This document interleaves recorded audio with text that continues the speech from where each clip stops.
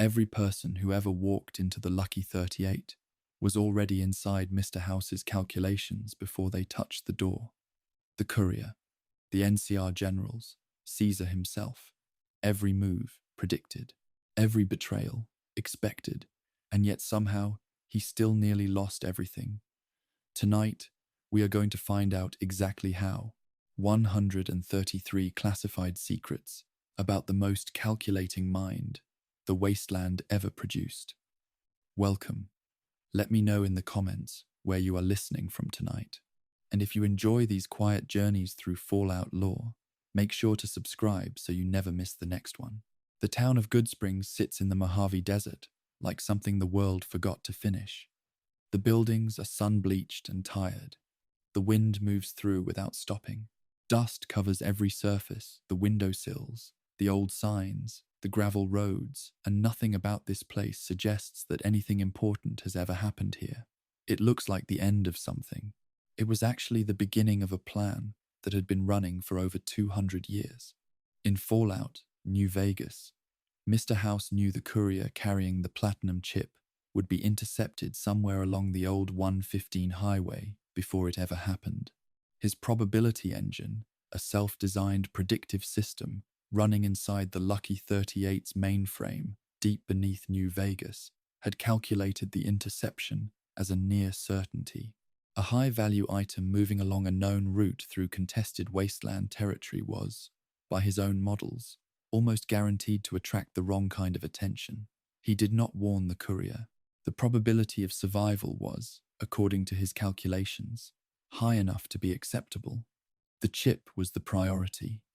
The carrier was a variable. That single decision, cold, precise, and entirely indifferent to the person on the other end of it, is the clearest expression of how Mr. House operated across every choice he ever made. It reveals, without drama and without apology, that the man who built a civilization did so by treating human lives as numbers inside a machine. The dry air of Goodsprings carries nothing, no sound from the highway, no movement in the distance, just the stillness of a town that does not know it was already accounted for. The probability engine that made that calculation was not built after the war. It was not designed for the wasteland. It was a pre-war system Mr. House had constructed back in the 2050s, originally built to forecast consumer behavior for Robco Industries, predicting which products would sell, which markets would collapse, and which competitors would fail before they failed. After the bombs fell and the old world ended, he simply redirected the same model toward wasteland geopolitics. The targets changed, the method did not. The fact that a system designed to sell Pip-Boys and refrigerators became the instrument used to govern the survival of an entire city is one of the most quietly unsettling details buried across his terminal entries. The wasteland did not change Mr. House. It simply gave his existing machinery a larger problem to solve. Another detail, largely overlooked, concerns the origins of Robco Industries itself. A terminal entry inside the Lucky 38 reveals that Mr. House founded Robco at the age of 22. The starting capital came from a modest inheritance money left over from the estate of the orphanage in Los Angeles, where he had been raised. He used that inheritance to purchase the orphanage. Then he demolished it. He used the demolition as leverage to negotiate his very first manufacturing contract. This detail does not appear in any dialogue. It exists only in a single biographical entry that House apparently wrote about himself in third person, with no emotional weight attached to any of it. The orphanage where he grew up became the first thing he was willing to destroy in order to move forward. It would not be the last. Within the quiet streets of Goodsprings, nothing marks the connection to that distant history. The town simply sits in the heat, unchanged. In Fallout's television series, Season 2 expands the ruins of pre-war Los Angeles enough that certain remnants of the old corporate district become briefly visible. Among the broken signage and collapsed architecture, Robco branding appears placed in a context that puts the company's West Coast headquarters squarely in the same region where survivors like Lucy McLean now struggle to stay alive. His legacy exists as rubble beneath their feet. The empire he built in that city, starting with the demolition of an orphanage and a single leveraged contract, ended as debris in a wasteland that his own probability engine had predicted with reasonable accuracy. The survivors walking through those ruins have no way of knowing whose ambition is buried beneath the ground they walk on. Hidden among the records associated with Fallout, New Vegas is an unfinished asset, labeled simply as House, Pre-War, Deed 1, a document file that references property holdings in California that Mr. House had apparently intended to reclaim after the war. The document was cut before the final release, but its existence suggests that his plan was never limited to Nevada. New Vegas was not the destination. It was the first phase. The cut content implies a much larger territorial ambition that the finished version of his story only partially reveals. The plan that began in a Los Angeles orphanage was designed, at some point, to stretch far beyond the desert city where it was ultimately contained. Inside the Good Springs General Store, in early builds of Fallout, New Vegas, a terminal reportedly contained an encrypted message addressed to Courier 6 by name. The entry was removed before the game was completed, but the orphaned text file was later found, still present in the game's directories, by those who examined the data closely. Mr. House had arranged for contingency instructions to be planted along the courier's most likely travel route, a backup communication point staged in an ordinary desert town, waiting for a specific person who might or might not survive long enough to find it. The composed, controlled image he presents conceals an operational paranoia that ran through every layer of his planning. He did not simply predict the future, he salted it with failsafes. The silence around Good Springs settles deeper as the light flattens across the desert floor. Across the Mojave, Mr. House had quietly placed dormant Securitron units. The large, wheeled robots that serve as his primary enforcement and surveillance force along major travel routes years before the main events of Fallout, New Vegas. Not only along the Strip, but along the roads connecting the outer wasteland to New Vegas, including the road that passes directly through Good Springs. Most of these units were set to passive observation mode. They were not designed to intervene. They were not designed to be noticed. They were designed to watch and to report. The courier's entire journey from this small, sun-bleached town to the lights of the Strip was being monitored, without the courier's knowledge, by machines that belonged to a man who had not yet formally introduced himself. Observation, disguised as indifference, is, and has always been, the oldest form of control. In Good Springs, where the desert seems to offer nothing but silence and dry wind, the architecture of one man's ambition was already in place, invisible, patient, and waiting. The town did not know it. The courier did not know it. The road leading east toward Boulder City did not know it. Only the machines watching from the roadside knew, and machines do not share what they are told to keep. The road east from Good Springs follows the old highway past scattered ruins and abandoned cars, moving through a wasteland that grows quieter the further it stretches from the town. And eventually, in the distance, the rubble of Boulder City begins to rise, a place where Mr. House's calculations once met their most costly human consequence, and where the gap between probability and reality was measured not in numbers, but in lives. The road into Boulder City does not prepare you for what it used to be. The old highway cracks open into wider streets that were once organized, functional, inhabited. Now the buildings sit in pieces. Concrete has collapsed into itself. Metal beams lean at angles that suggest the moment of impact rather than the slow work of time. This was not a place that faded.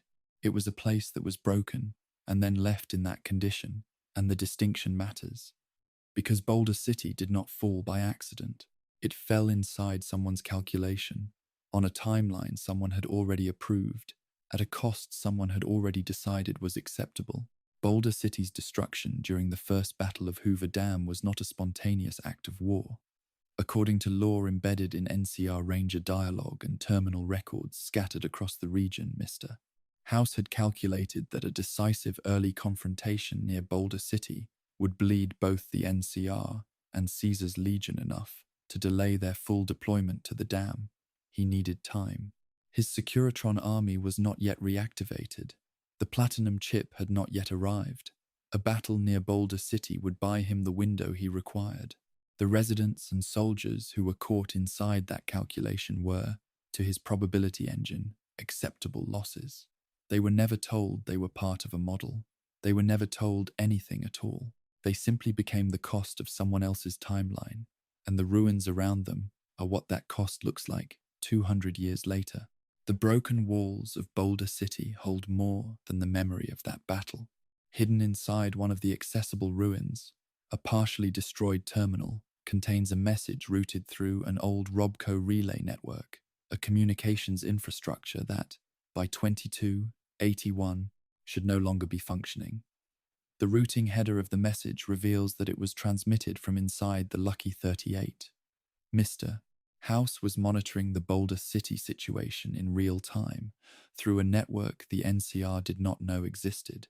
He had hardened that network against electromagnetic pulse before the war, anticipating exactly the kind of disruption that nuclear detonations would cause across standard communications infrastructure. The NCR generals who believed they were operating in a closed theater were being observed through channels they could not detect and did not know to look for.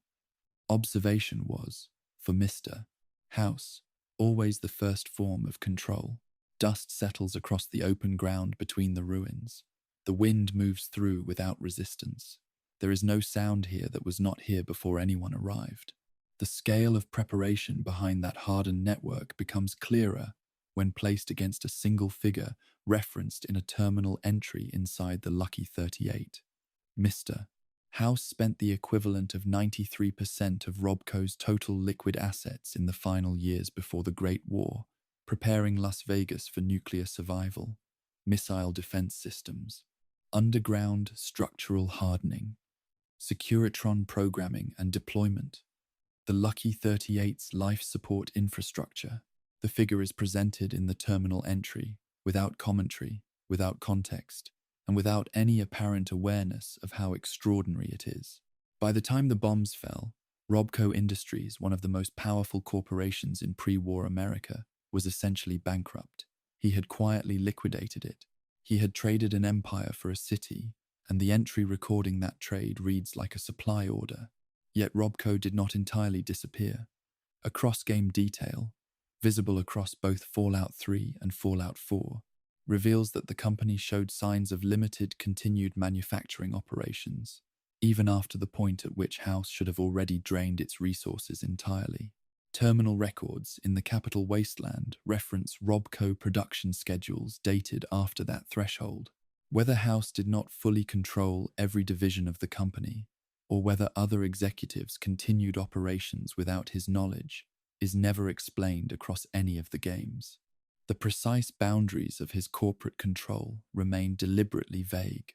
The man who calculated the exact timing of a battle in Boulder City apparently could not account for every corner of the company he had built from an orphanage inheritance and a leveraged demolition contract. Within these ruins, the weight of those incomplete calculations is easy to feel. The concrete does not offer explanations. It simply remains. The most honest admission Mr. House ever made concerns the timing of the Great War itself. When pressed in dialogue, he acknowledges that his probability models failed to predict the exact moment the bombs fell. He expected the war. He had prepared for it across decades of careful, expensive, obsessive preparation. But his models placed the beginning of the conflict approximately 20 hours later than it actually occurred. Those 20 hours were the margin by which everything nearly collapsed. His missile defense system came online with minutes remaining. Residual radiation reached him before the life support pod sealed. The man who had designed a predictive engine capable of modeling wasteland geopolitics across centuries was nearly killed by a 20-hour error. The gap between his preparation and reality was so small it is almost impossible to see. It was also almost enough to end everything. The physical toll of those 20 hours never fully resolved. Mr. House entered his life support pod in a state of severe radiation poisoning. By the time the system stabilized his condition, he had already lost most voluntary motor function. The body preserved in the Lucky 38's deepest chamber is not simply an old man maintained by machines. It is a body that was already dying when it was sealed inside them. Every year since the war, his biological systems have been degrading at a slow and irreversible rate. By 2281, they are operating at a fraction of their designed capacity.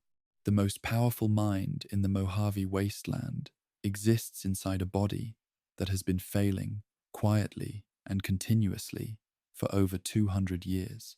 The air across Boulder City carries the particular stillness of places where a great deal happened and nothing has happened since.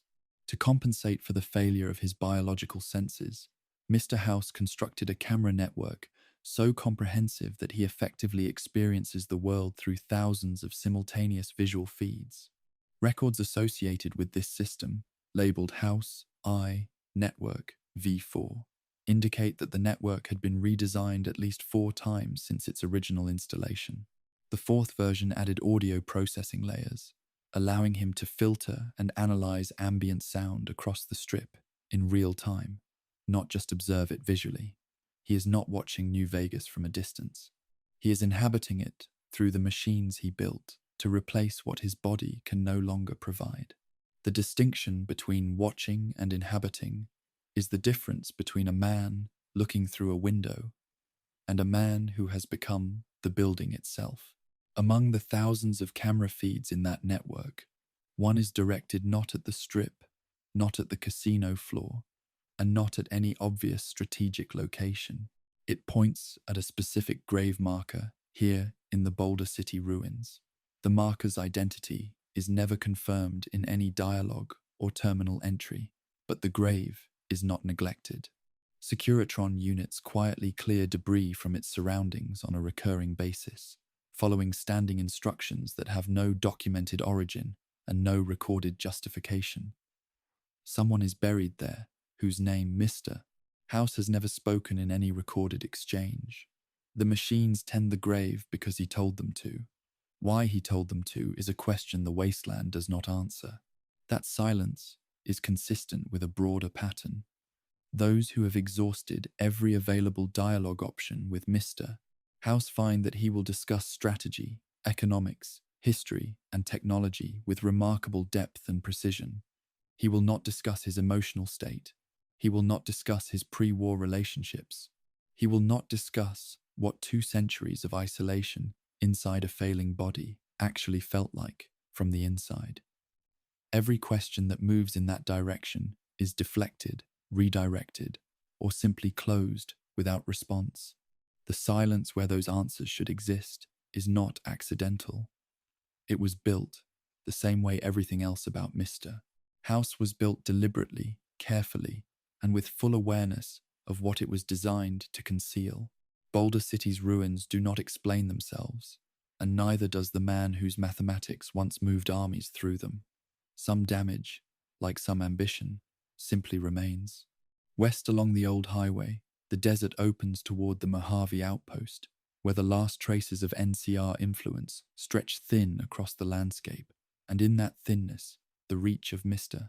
House's quiet interference becomes visible in ways the NCR never recognized and never thought to look for. The Mojave outpost was never meant to be permanent.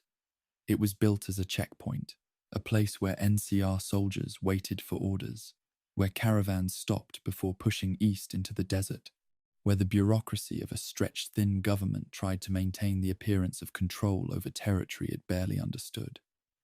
The wooden structures lean slightly in the heat. The sign at the entrance is sun-damaged and faded. Soldiers sit in the shade of overhangs and wait for something to happen, and most days, nothing does. What none of them know, what none of them have any reason to suspect, is that the ground they are standing on was already measured, calculated, and assigned a designation by someone who never set foot here and never needed to. In terminal entries recovered from the Lucky 38, the area surrounding this outpost falls just at the western edge of what was internally labelled the Zone of Necessary Influence. This was not a military term. It was not an NCR designation. It was a boundary drawn by a probability model, the outer limit within which the Securitron network could operate, with reliable coverage and response times. Beyond this line, surveillance thinned, communication relays became inconsistent. The reach of one man's machine-assisted kingdom ended somewhere near these tired wooden structures, and the soldiers garrisoned here have been living on that invisible border without ever knowing it existed. They believed they were at the edge of NCR territory. They were actually at the edge of something older and more deliberate. The heat presses down on the outpost in a way that makes everything feel slightly slowed. The flags hang without wind. The dust on the road does not move. Control at this distance was never maintained through force, a policy described in recovered terminal records as non-visible interference governed how influence was extended into areas beyond direct Securitron reach. Economic pressure, strategic placement of resources, quiet manipulation of information flows. At the Mojave outpost, specifically, several key NCR supply contracts for equipment, rations, and replacement parts were routed through companies in which the Lucky 38's owner held silent financial stakes. The NCR was, without knowing it, partially funding the man they intended to eventually displace. The arrangement was designed to remain profitable, regardless of which faction ultimately prevailed in the Mojave. It was not loyalty to any side, it was architecture. A system built to generate returns from any outcome. That same architecture extended into the employment networks of the region. A cut quest, partially reconstructed from files left behind in the game's data by those who examined it closely, would have revealed that silent ownership stakes existed in at least 2 trading companies operating along the Mojave Express routes, the same courier network responsible for transporting the platinum chip. This would mean the courier's employment and the specific job that led to the shooting in Goodsprings was not entirely coincidental. The quest was removed before release, but the financial ledger files remain in the data, attributed to a shell corporation whose registered address is listed as the Lucky 38. The coincidence, examined closely, begins to look less like coincidence.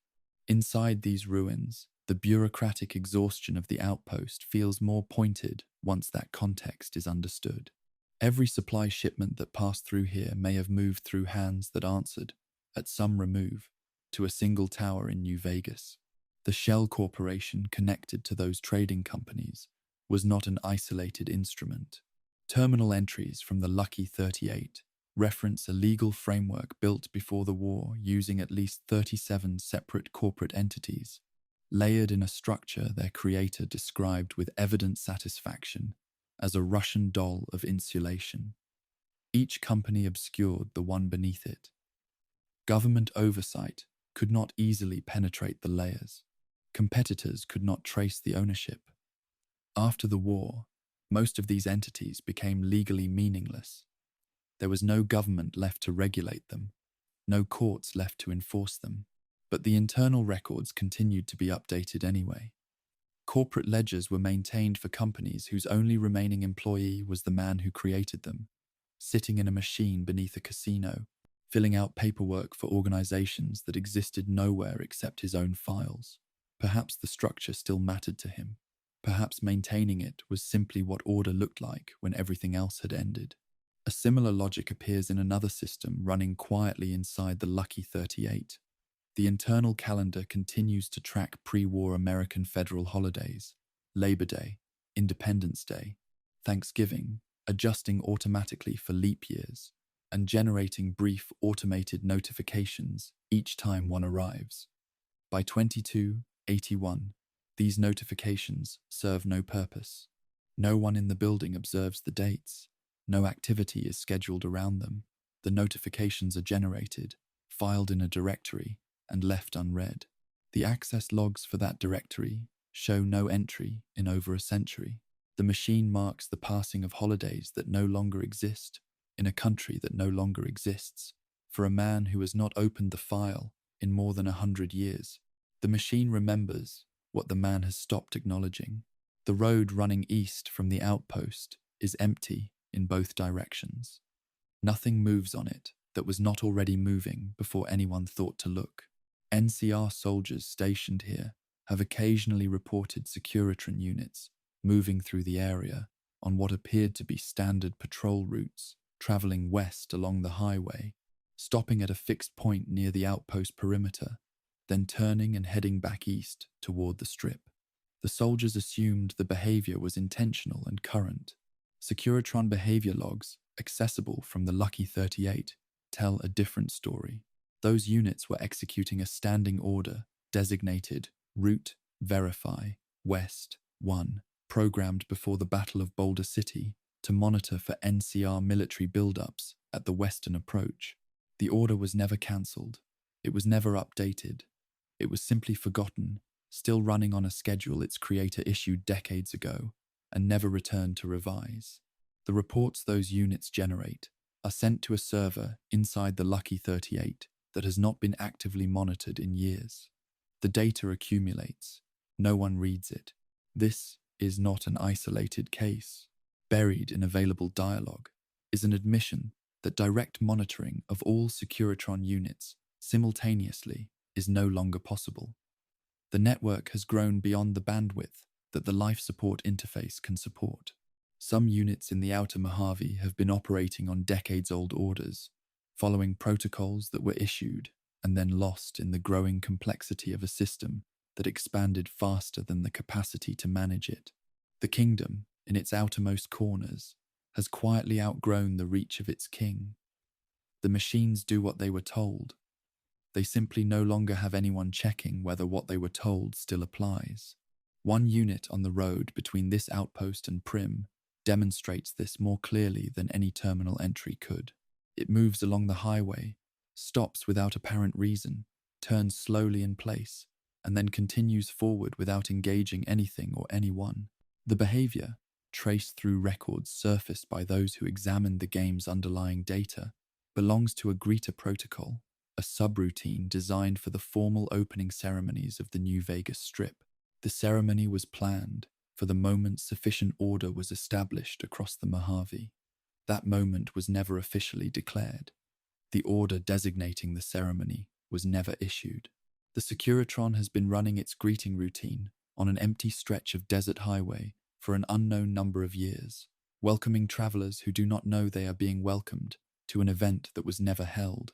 The ceremony it was built for exists in full detail inside the Lucky 38's records, scheduled programming, fireworks protocols routed through the strip's lighting systems, a broadcast address prepared for delivery via Radio New Vegas, running to approximately 400 words, written and saved in a directory dated 2083. The stability thresholds required to trigger the event were defined precisely. By every internal assessment logged since then, those thresholds have never been officially met. The speech has never been delivered. The directory has not been updated. The address sits where it was placed over 150 years ago, waiting for a declaration of readiness that its author has quietly stopped scheduling.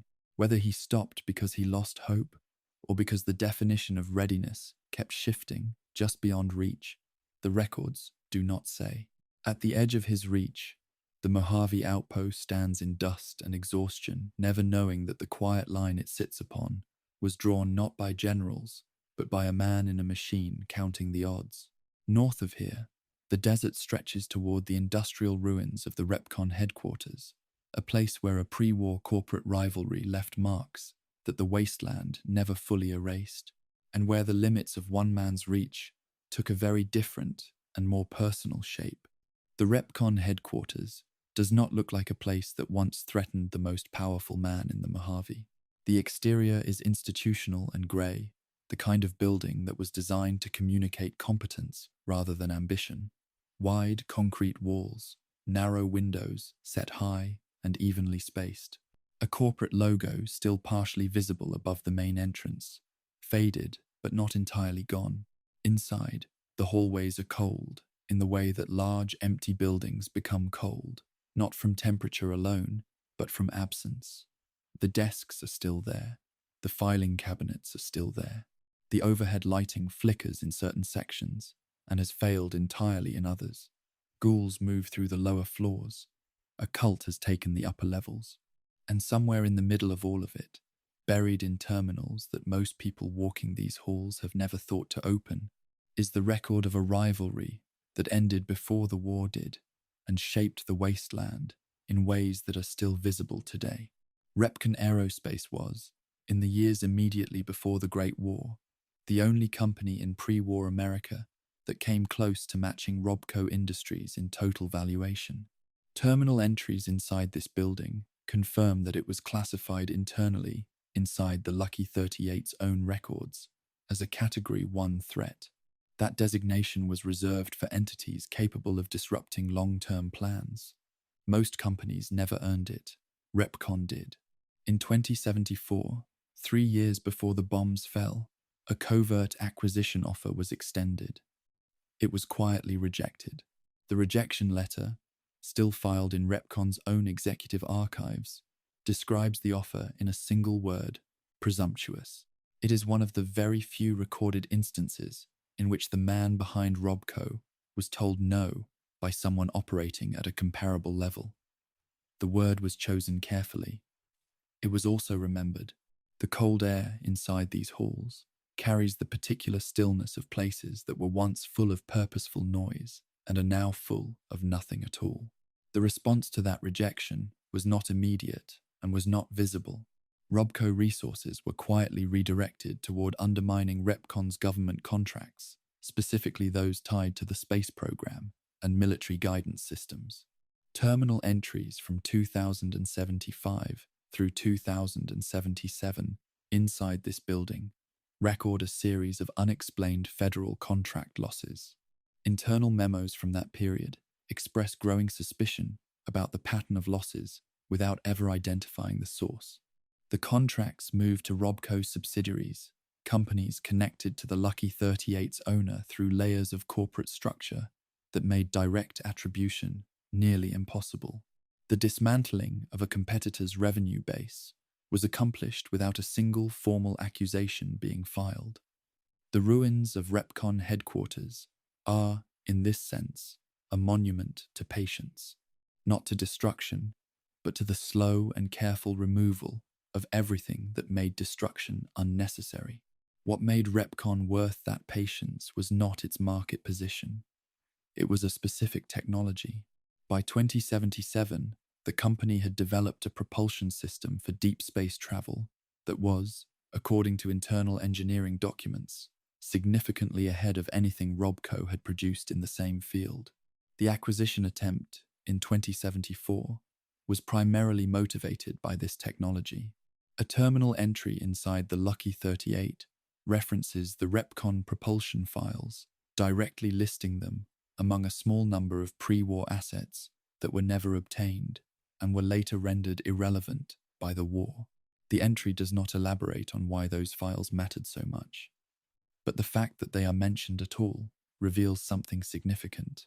The man who built New Vegas was not only planning for the wasteland, he had been planning, at some point before everything ended, for something beyond it entirely. Pale light falls through a cracked window at the end of the hallway. Outside, the Mojave stretches flat and brown in every direction. Nothing about the landscape suggests that the man who once wanted to leave it had any reason to think that small. The evidence for those larger ambitions exists in a restricted directory inside the Lucky 38, accessible only through a significant investment of technical skill. The folder is labeled Phase 3. Inside are fragmented planning documents referencing space colonization, interplanetary resource extraction, and the establishment of permanent off-world human settlements. The documents are dated 2085, 3 years after the Great War. While the wasteland was still hot with radiation and entirely without order, the man in the Lucky 38's life support chamber was updating a timeline for leaving the planet. whether that represents vision of a scope so large it simply could not be interrupted by the end of civilization, or whether it represents something closer to a mind that had lost its connection to the reality it was surrounded by, is not a question the documents answer. They simply exist, dated and precise, in a folder no one else was meant to find. The isolation that produced those documents left other marks as well. Those who worked on the dialogue for Fallout, New Vegas, have noted that it was written to contain deliberate anachronisms, phrases, references, and assumptions that would have been natural in 2077, but land strangely in 2281. Social structures are referenced as though they are current. Corporate hierarchies that no longer exist are treated as relevant frameworks.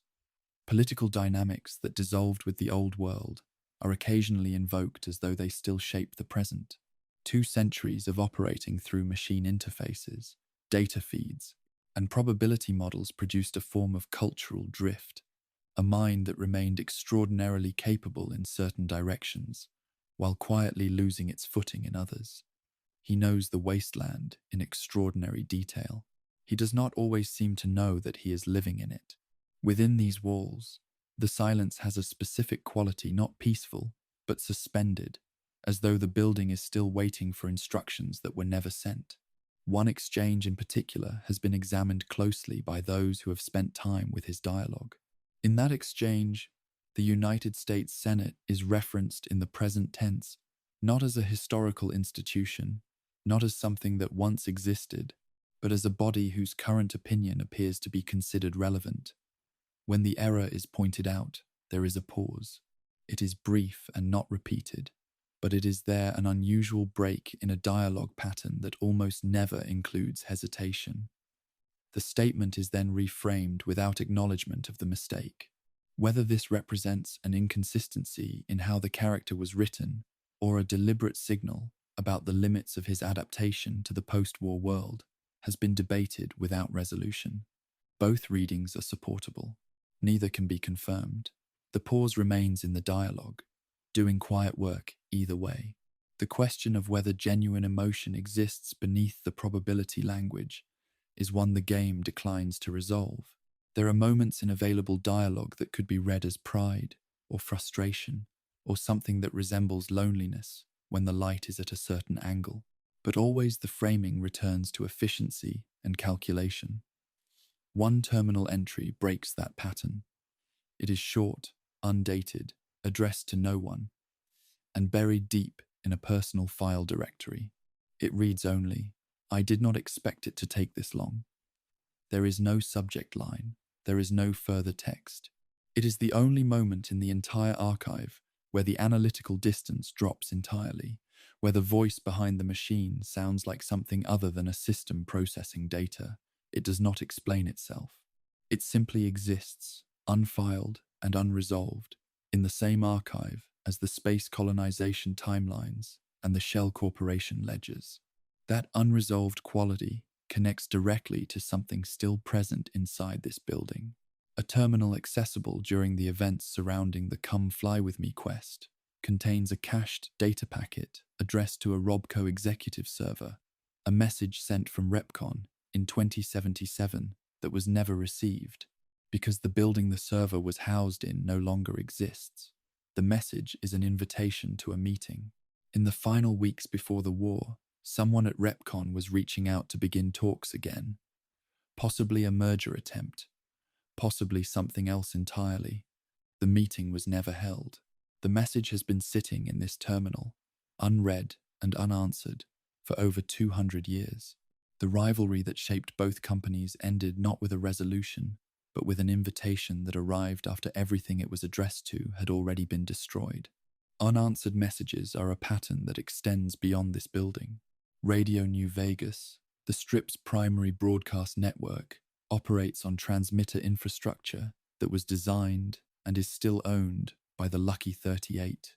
Inside the broadcast management terminals, a reserved emergency channel exists at frequency 208.5. It was set aside for direct personal use, a channel no one else in New Vegas knows about, maintained by automated systems, kept clear and open. It has never been activated. No broadcast has ever been transmitted on it. The frequency sits empty, indistinguishable from simple dead air, waiting for a message its owner has not yet decided needs to be sent. The silence on that channel is not accidental. It was built into the system deliberately, preserved through 2 centuries of automated maintenance, and kept quiet for reasons that have never been recorded anywhere. Repcon's ruins do not mourn the ambition they once housed, and neither, in any visible way, does the man who quietly helped hollow it out. What was lost here was simply redirected somewhere else, as it always was, eastward, where the desert sky begins to carry the first suggestion of neon light against the dark. The road moves into territory governed by 3 casino families. Families whose authority over the strip exists entirely because one man decided to allow it, and whose secrets run considerably deeper than the lights above their doors. Gomorrah does not welcome anyone. It tolerates them. The red light that bleeds through its entrance onto the strip pavement is not warm. It is the color of something that has been running too long without being cleaned. The noise inside is constant and layered. Voices, music, the mechanical sounds of things being used hard. The omertas who run this place are not gracious hosts. They are operators, and the distinction is visible in everything from the way their staff moves to the way the security watches the door. This is the most dangerous establishment on the New Vegas Strip, and it looks exactly like what it is. What it does not look like, what nothing about its red-lit exterior or its crowded interior suggests, is a carefully managed instrument inside someone else's larger design. The original contract between the Lucky 38's owner and the Omerta family contains a clause that exists in neither of the other 2 strip agreements. The Omertas were permitted to conduct operations inside Gomorrah that would have been prohibited anywhere else on the strip. In exchange, their revenue share was set at 12%, above what the chairman and the White Gloves paid. The arrangement was not generosity. It was a calculated tolerance, a decision that the profits generated by Gomorrah's particular offerings outweighed the reputational cost of permitting them.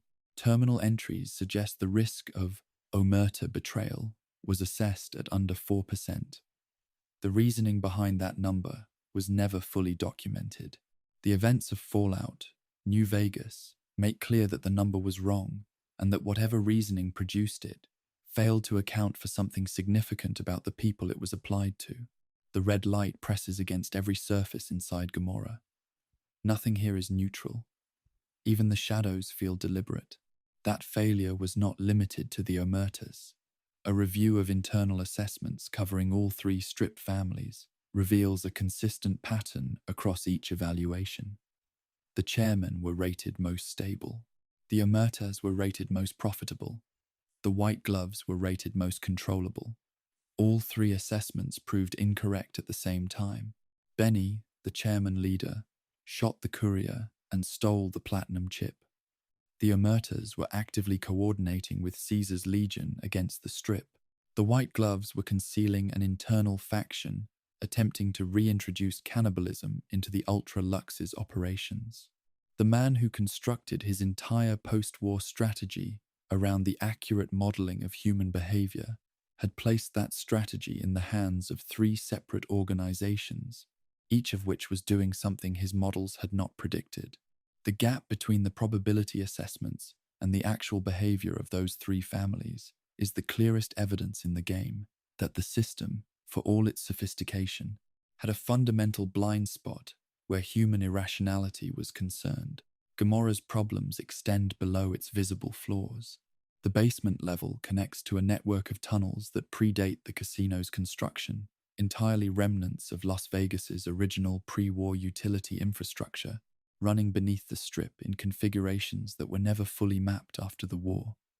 Securitron behavior logs from the Lucky 38 record a standing directive for all units to avoid these tunnels. The reason given is not the Omertas. It is structural instability. A survey, conducted in the years after the war, determined that the tunnel network could not safely support Securitron navigation. The tunnels represent one of the very few physical spaces in New Vegas that was never directly surveilled. Whatever has existed in them across 2 centuries of post-war activity has existed entirely outside the reach of the camera network, the patrol routes, and the probability assessments. The observation that defined every other corner of the strip simply stops at the tunnel entrances. The air near Gamora's lower levels carries something heavier than the recycled warmth of the casino floors above. Old concrete holds its own particular kind of cold. Those tunnels are not the only gap. The Lucky 38's camera network, for all the scope implied by its thousands of simultaneous feeds, contains documented blind spots, locations where structural interference, electromagnetic noise from aging casino equipment, or physical obstruction prevents reliable visual coverage. Internal logs categorize these gaps by assessed risk level. The majority are rated negligible. 3 are rated unresolved. The precise locations of the 3 unresolved blind spots are redacted within the terminal system itself, not in a separate security file, but within the same logs that record their existence. Either the redactions were added manually for security reasons, or the system flagged them automatically because the areas involved something that was not meant to be part of the documented record. The distinction matters, and the logs do not clarify it. A similar gap exists in the biographical records. The third-person entries that document the Lucky 38 owner's own history skip entirely from 2065 to 2072. 7 years are simply absent. The entries on either side of that gap continue in the same voice and the same format, as though nothing was removed, but the years themselves are not there.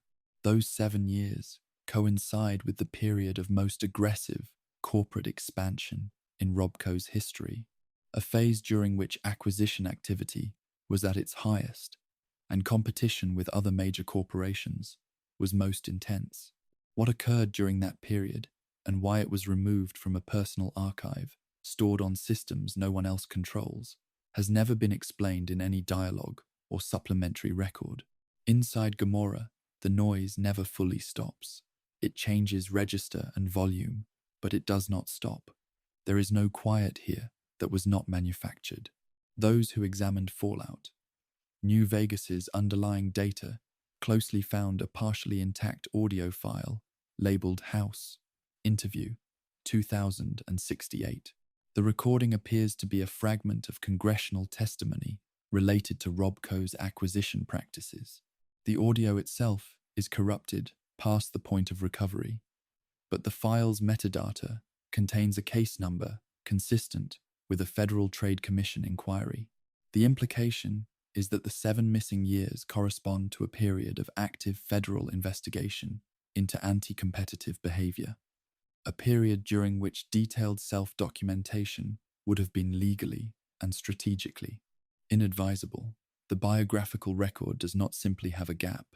It has a gap that begins and ends at exactly the points where an investigation of that kind would have begun and concluded. The timing is precise enough to be unlikely as coincidence. The contempt for federal oversight that such an investigation would have produced fits naturally alongside a view of democratic governance that appears consistently across available dialogue.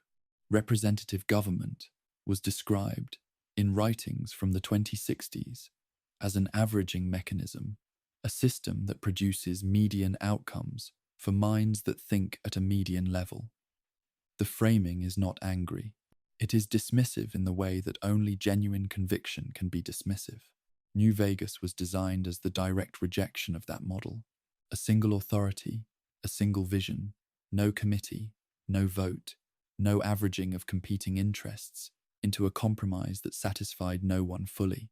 Whether that design produced better outcomes than the democracy it replaced is a question the wasteland answers differently, depending on which street you are standing on when you ask it. The single authority model produced at least one decision that reveals its logic with unusual clarity. In the early years of the Strip's operation, all 3 casino families submitted a joint petition requesting approval for a 4th establishment, a venue proposed by a trading family from New Reno that came with an offer of significant additional revenue. The petition was denied. The reason, recorded in Lucky 38 administrative terminals, was not financial. It was not strategic in any conventional sense. The stated reason was insufficient psychological predictability. The new Reno family's behavior could not be modeled with the confidence that the existing three families had been modeled, however incorrectly. As it turned out, lower revenue with higher certainty was preferable to higher revenue with reduced confidence in the outcome. The new Reno family's venue was never built. The family itself eventually dissolved. The strip remained exactly as configured, shaped not by what was most profitable, but by what was most legible to a probability engine running inside a life support chamber beneath a casino tower. That preference for legibility reaches its limit in a single database entry. Among the internal assessment logs, one classification appears only once across the entire record. The courier, the individual who survived a gunshot wound in Goodsprings and walked across the Mojave to the Strip, is the only person in the database designated probability indeterminate. Every NCR general has a profile. Every Legion officer has a profile. Every casino boss, every faction leader, every significant figure in the Mojave has been assessed and filed. The courier has not. Multiple modeling attempts were apparently initiated and abandoned.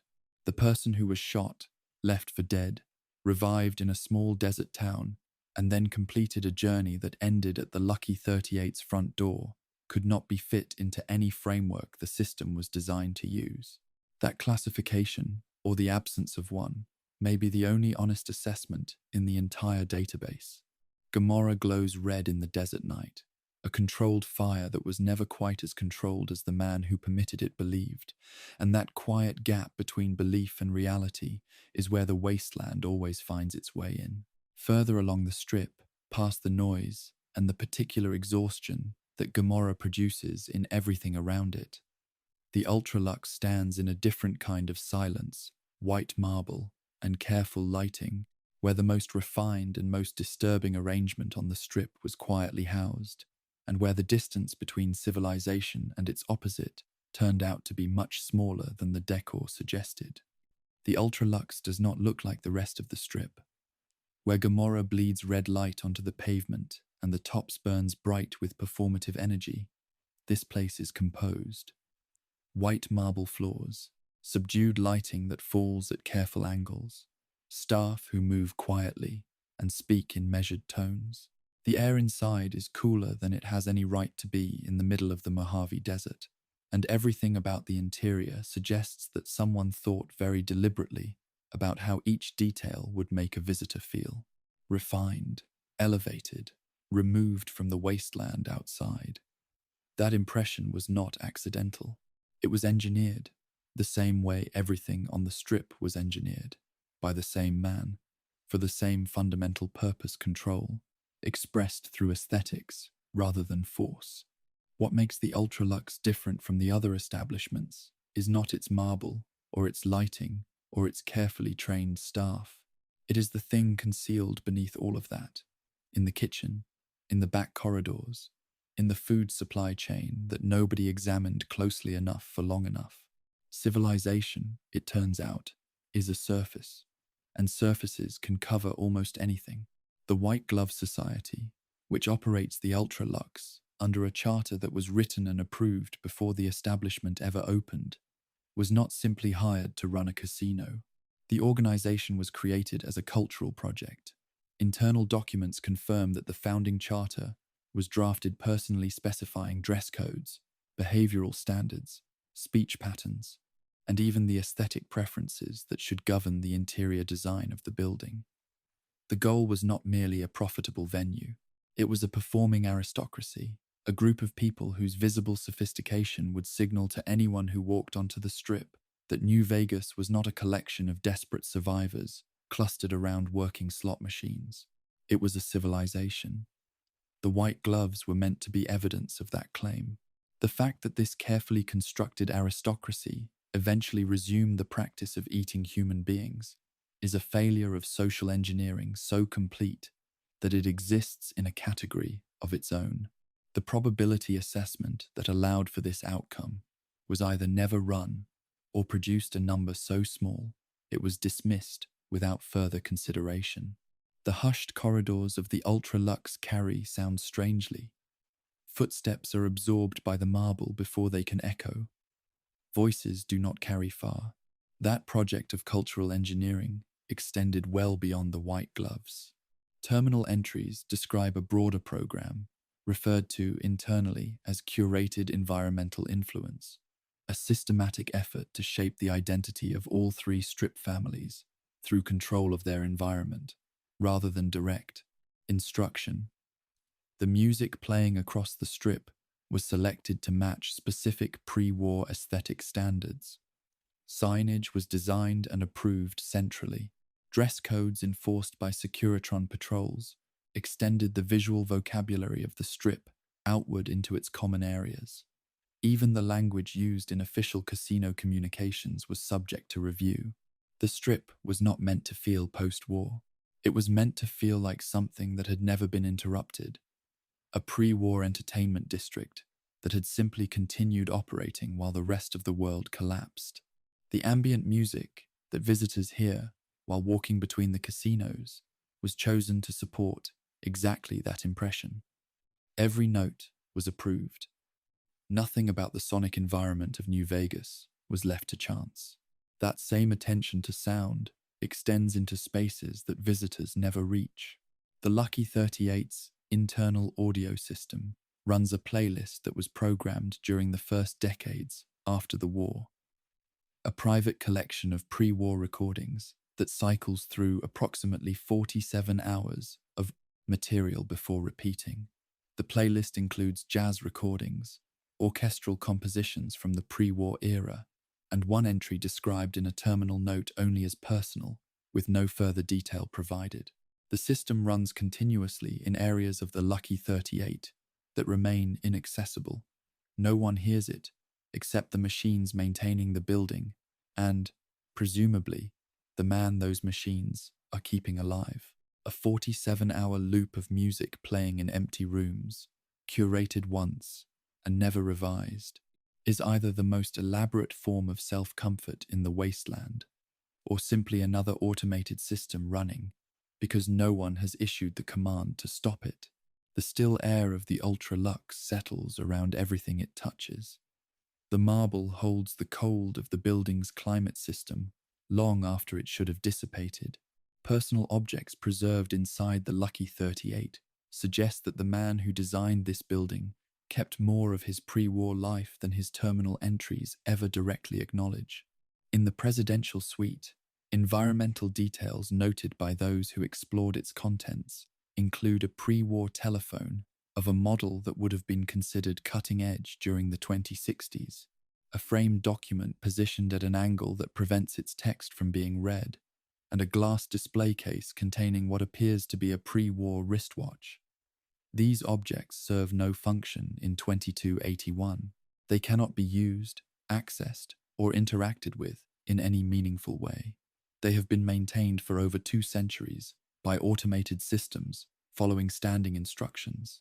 They are the only things in the Lucky 38 that appear to exist for no reason except that someone chose to keep them. One object in the ultra-luxe connects directly to that pattern of preservation. In a small administrative office off the main corridor, a framed photograph hangs on the wall showing a pre-war Las Vegas hotel that no longer exists. The hotel's name, partially legible in the image, matches a property that was purchased and demolished during the 2040s to make way for a Robco regional office. The photograph is not interactive. It cannot be examined closely.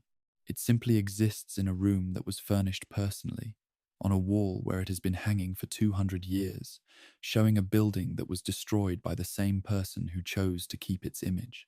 Whether the photograph represents guilt, nostalgia, or simply a record of something that once existed, the room does not clarify.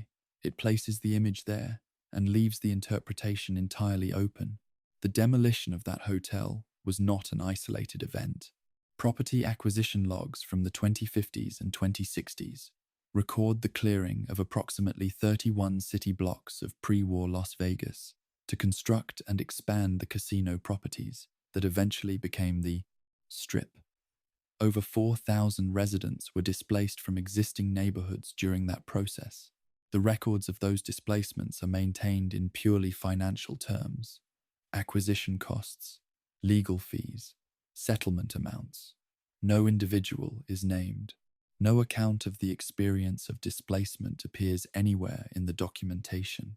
The Strip that exists in 2281, with its marble floors and its curated music and its carefully maintained aesthetic of pre-war sophistication, was built on ground that was cleared of its previous inhabitants, with the same administrative indifference applied to every other line item in the construction budget. Within these walls, the elegance of the ultra-luxe sits over that history the way the marble sits over the concrete beneath it, complete, polished, and not interested in what it covers. In Fallout's television series, Season 2 renders the Strip with enough visual detail to reveal architectural elements that predate the renovations entirely. Older building facades are partially incorporated into casino exteriors.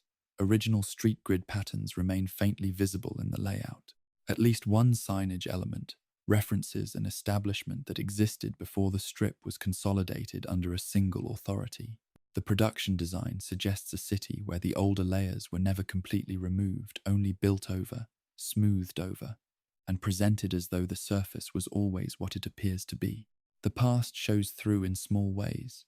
It always does, regardless of how much concrete and marble is applied to keep it from doing so. The question of whether the cannibalism occurring inside the Ultralux was known and ignored is one that the available records refuse to resolve cleanly. A probability log entry from approximately 2,275 flags the Ultralux's food supply chain as anomalous and designates it for further review. No follow-up entry exists in any accessible directory. The review, if it was conducted, left no record of its conclusions.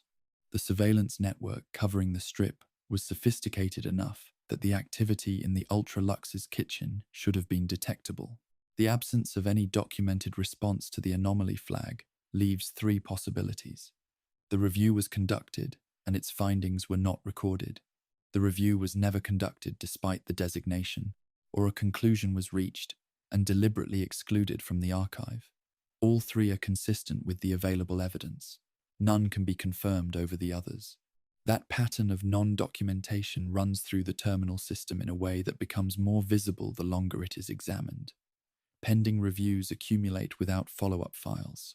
Flagged anomalies sit without resolution logs. Information that would complicate the recorded position on a given subject tends to remain in a state of designated but unresolved review, noted, categorized, and then left precisely where it was noted.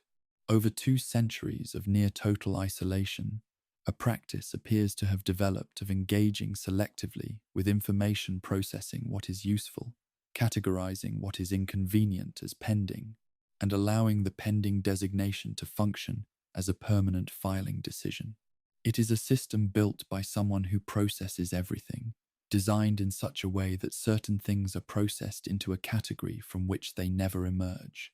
In that particular quality, the most calculating mind in the wasteland reveals something that no probability model was ever designed to account for. The Ultralux gleams in careful silence, its marble floors reflecting a standard of civilization that was always beneath the surface, more complicated than the man who designed it was willing to see. Across the Strip, where the Tops Casino burns with the particular energy of people performing confidence rather than feeling it, the most personal betrayal in the Lucky 38 owner's post-war history took place, and the details of what happened there reveal more about the man in the machine than any terminal entry he ever wrote about himself. The Tops is loud in a way that is carefully managed. The music has a swagger to it, horns and rhythm, the sound of a pre-war entertainment culture that the chairmen have committed to performing with absolute consistency. The lighting is warm and golden. The staff dress well and move with practiced ease.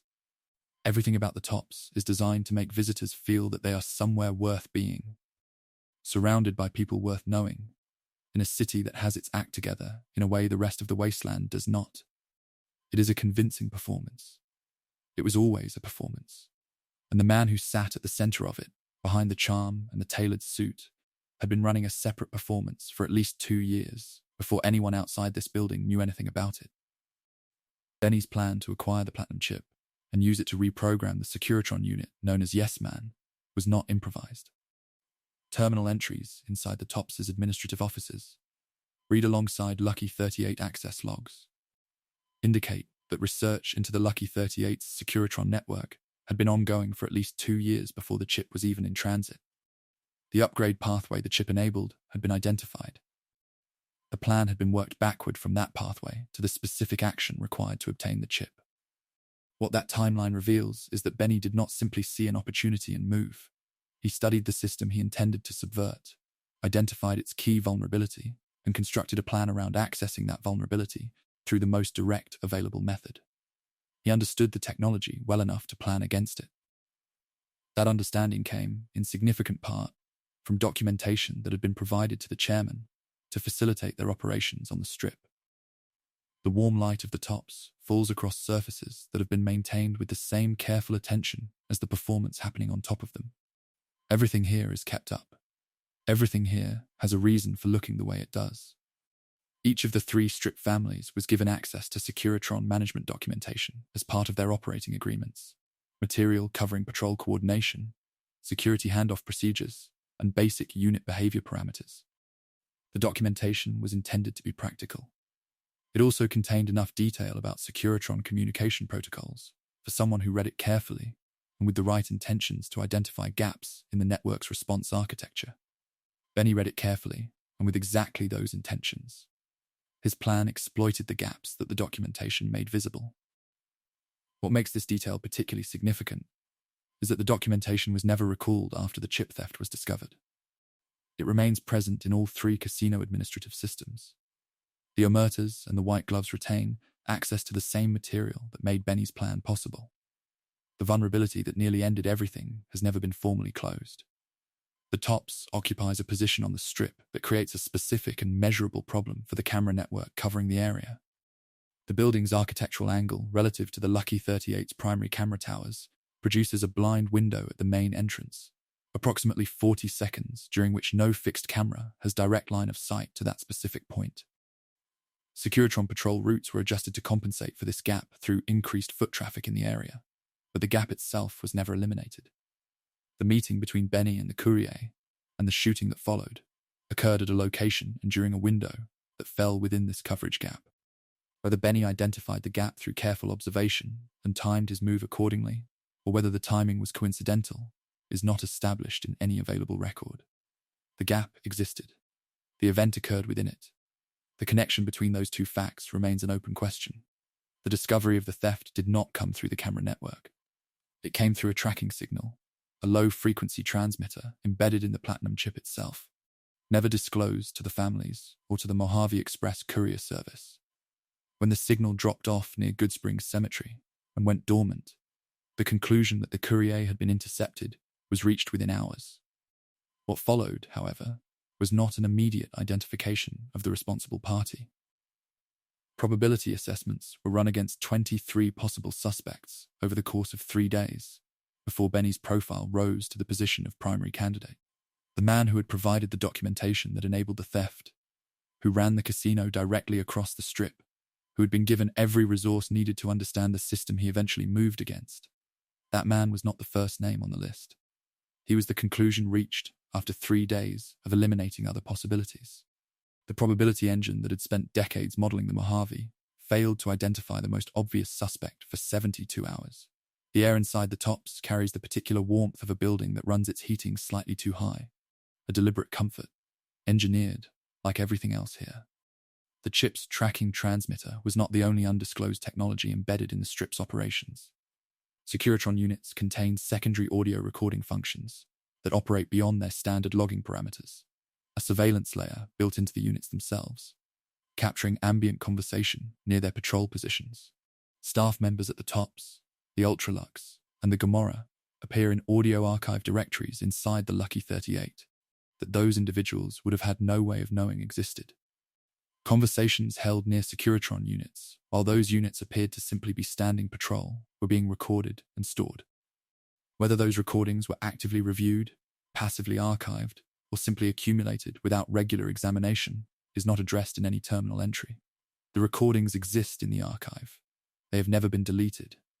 They represent a surveillance layer that operated for years without the knowledge of anyone being surveilled.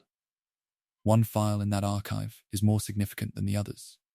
It contains a recording of a conversation between Benny and an associate captured by a Securitron on strip patrol, approximately 8 months before the main events of Fallout New Vegas. The recording quality is degraded. Most of the content is not clearly audible. The word chip, however, is present and distinct.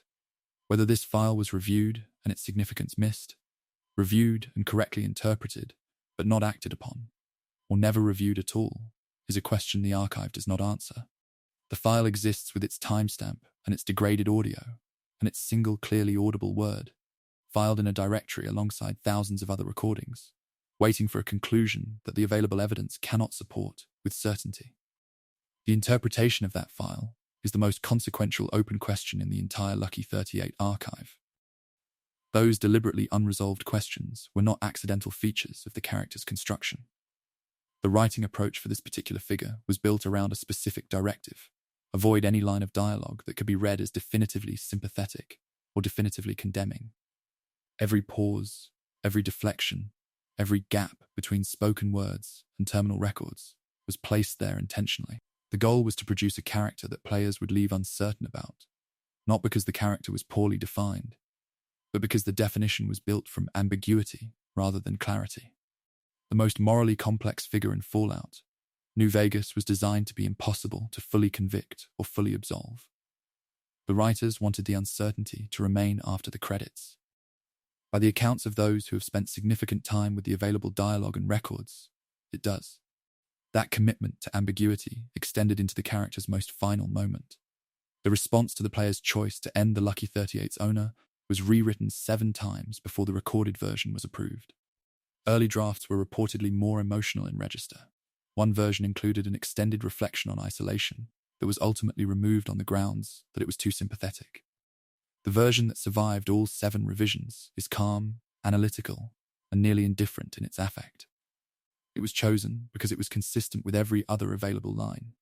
The man who faces the end of his existence faces it the same way he faces everything else, as a variable that had been accounted for. The emotional drafts were discarded. What remained was the version that reveals, perhaps more honestly than any of them, what 2 centuries inside a machine does to the register of a human voice. The accounting for that possibility exists in a directory labeled continuity inside the personal terminal. It contains protocols for Securitron network behavior in the absence of centralized control, encrypted documents addressed to a legal entity that no longer exists, and a file designated final_broadcast.txt. A message prepared for transmission on frequency 208.5 upon confirmed termination of the Lucky 38's primary occupant. The content of that file is not accessible. The encryption level applied to it exceeds what any available tool can address. Whatever the message says, whatever was considered worth transmitting to the wasteland after everything else had ended, was written, encrypted, and filed in a directory that no one alive has read. It waits in the archive alongside the continuity protocols and the inheritance documents, in a folder named for the thing it was built to outlast. The Tops blazes on in its chairman's swagger, unaware that the most consequential plan ever hatched within its walls was not the heist that succeeded, but the quiet files a man left behind in a tower across the strip, waiting for an ending he had prepared for, but could not quite bring himself to fully accept. Beneath the strip's polished surface, accessible through a concealed entrance that most visitors never locate, the sealed chambers of Vault 21 hold a secret that stands as one of the most revealing personal choices in the entire post-war record. A community buried in concrete, and the documentation of a man who processed that burial the same way he processed everything else. There is a hotel above Vault 21. It occupies the surface level of a structure that goes much deeper than its lobby suggests, and most of the people who check in and check out of it have no particular reason to think about what is beneath the floor they are standing on. The carpets are functional. The front desk operates with reasonable efficiency. The woman who runs it speaks with a quiet sadness that visitors rarely ask about and that she rarely explains. Below the hotel, below the lobby, below several meters of deliberately poured concrete that was placed there by machine labor following a set of instructions issued from across the strip, the chambers of Vault 21 exist in sealed silence. The slot machines are still there. The living quarters are still there. The administrative offices, the common areas, the corridors that once connected a functioning community are all still there, preserved not by care, but by concrete, and the absence of air and light, and the footsteps of anyone who might remember what the space was before it became a construction problem to be resolved. Vault 21 was built around a premise that no other vault in the network shared. Every dispute among its inhabitants, every conflict over resources, every question of leadership, every interpersonal disagreement that required resolution was settled through gambling. The framework was total. It governed resource allocation, determined who held authority at any given time, and provided the mechanism through which every significant decision in the community was reached. Over the decades of the Vault's operation, its population developed gambling skills of a caliber that had no equivalent in the post-war world. By the time the Lucky 38's owner became aware of the Vault's existence and its inhabitants, the community inside had produced some of the most statistically capable gamblers anywhere in the Mojave. His response to discovering this community was to play a single game against their overseer, win, absorb their home into his strip operations, seal their vault with concrete, and record the outcome in his terminal as an administrative closure. The community that had spent decades developing skills that should have made them valuable partners was instead treated as a competitive liability to be contained. The sealed air beneath the strip carries nothing. No sound travels through the concrete. The stillness down here is complete in a way that the stillness of the desert never quite manages to be. The sealing of the vault was not a hasty decision carried out with available resources. It was a coordinated logistical operation conducted over approximately 6 months, using Securitron labor and pre-war construction equipment that had been maintained in storage for tasks of exactly this kind. Terminal entries from the Lucky 38's construction management system document the volume of concrete used, the sequence in which chambers were sealed, and the structural reinforcement points chosen to ensure permanence. Those entries are written in the same administrative register used for casino revenue reports and routine maintenance orders.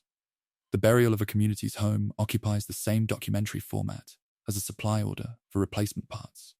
There is no shift in tone, no pause in the record, no indication in the language of the entries that what was being documented was categorically different from the other items on the same administrative log. The residents of the vault were not relocated. They were not offered alternative housing within the strip's infrastructure or resettled in the surrounding territory. They were given the option to leave or to find a place on the strip on their own terms, with no further assistance from the authority that had just sealed their home. Sarah Weintraub, who now manages the hotel operating above the sealed chambers, is the only figure in Fallout New Vegas who speaks about what was lost with any directness. Her dialogue carries a grief that has clearly been present for long enough to become a permanent feature of how she moves through the world. She does not speak about it constantly or dramatically. It is simply there, underneath everything she says, in the way that the sealed vault is underneath everything she stands on. Her perspective on what occurred is available in the record. The perspective of the man who ordered the concrete poured is not. Whatever he thought about the human cost of that decision, it was not considered worth documenting. Within the buried corridors below, time has continued in the way it continues in sealed places. Without event, without witness, without change. Vault 21 is not the only structure sealed beneath the strip. Lucky 38 construction logs reference at least 3 additional subsurface features that were bypassed, sealed, or built over during the post-war renovation of the casino district. One is described as a pre-war municipal shelter. Another is identified as a utility maintenance network. The third appears in the logs under the classification pre-existing obstruction, resolved. No further description is provided for the third structure. Its resolution involved the same concrete fill process applied to Vault 21. Whatever the obstruction was, whatever existed in that subsurface space before it was classified as a problem and processed accordingly, it is now inaccessible in the same way that Vault 21's lower chambers are inaccessible. The record notes that it was resolved, it does not record what it was. A portion of Vault 21's lower levels was not successfully sealed. A collapse in the concrete fill, caused by a minor seismic event at some point before 2281, left a section of the deeper chambers intact and partially accessible. Within that section, pre-war storage remains undisturbed, terminal access is still functional, and the physical record of the vault's operational history is still present for those who reach it. Among the most significant items in that record is a gambling ledger documenting every major resource dispute resolved through games of chance across the vault's active decades. The final entry in the ledger, dated several months before the vault's absorption into the strip's operations, records a single hand of caravan in which the vault's water purification system was wagered and won. The community had, in the final period before everything changed, reduced their own life support infrastructure to a stake in a card game. The ledger records the outcome without commentary. It was, by the vault's own framework, a legitimate resolution.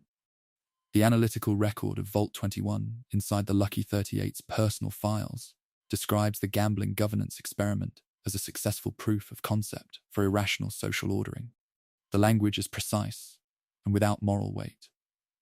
The experiment demonstrated that a human community would adopt any available framework for resolving disputes as long as that framework was applied consistently and without exception. The community produced by the experiment is not described as a tragedy. It is described as a data point. The concrete poured over the chambers where that community had lived for decades is framed in the same file as the closing of a data collection period.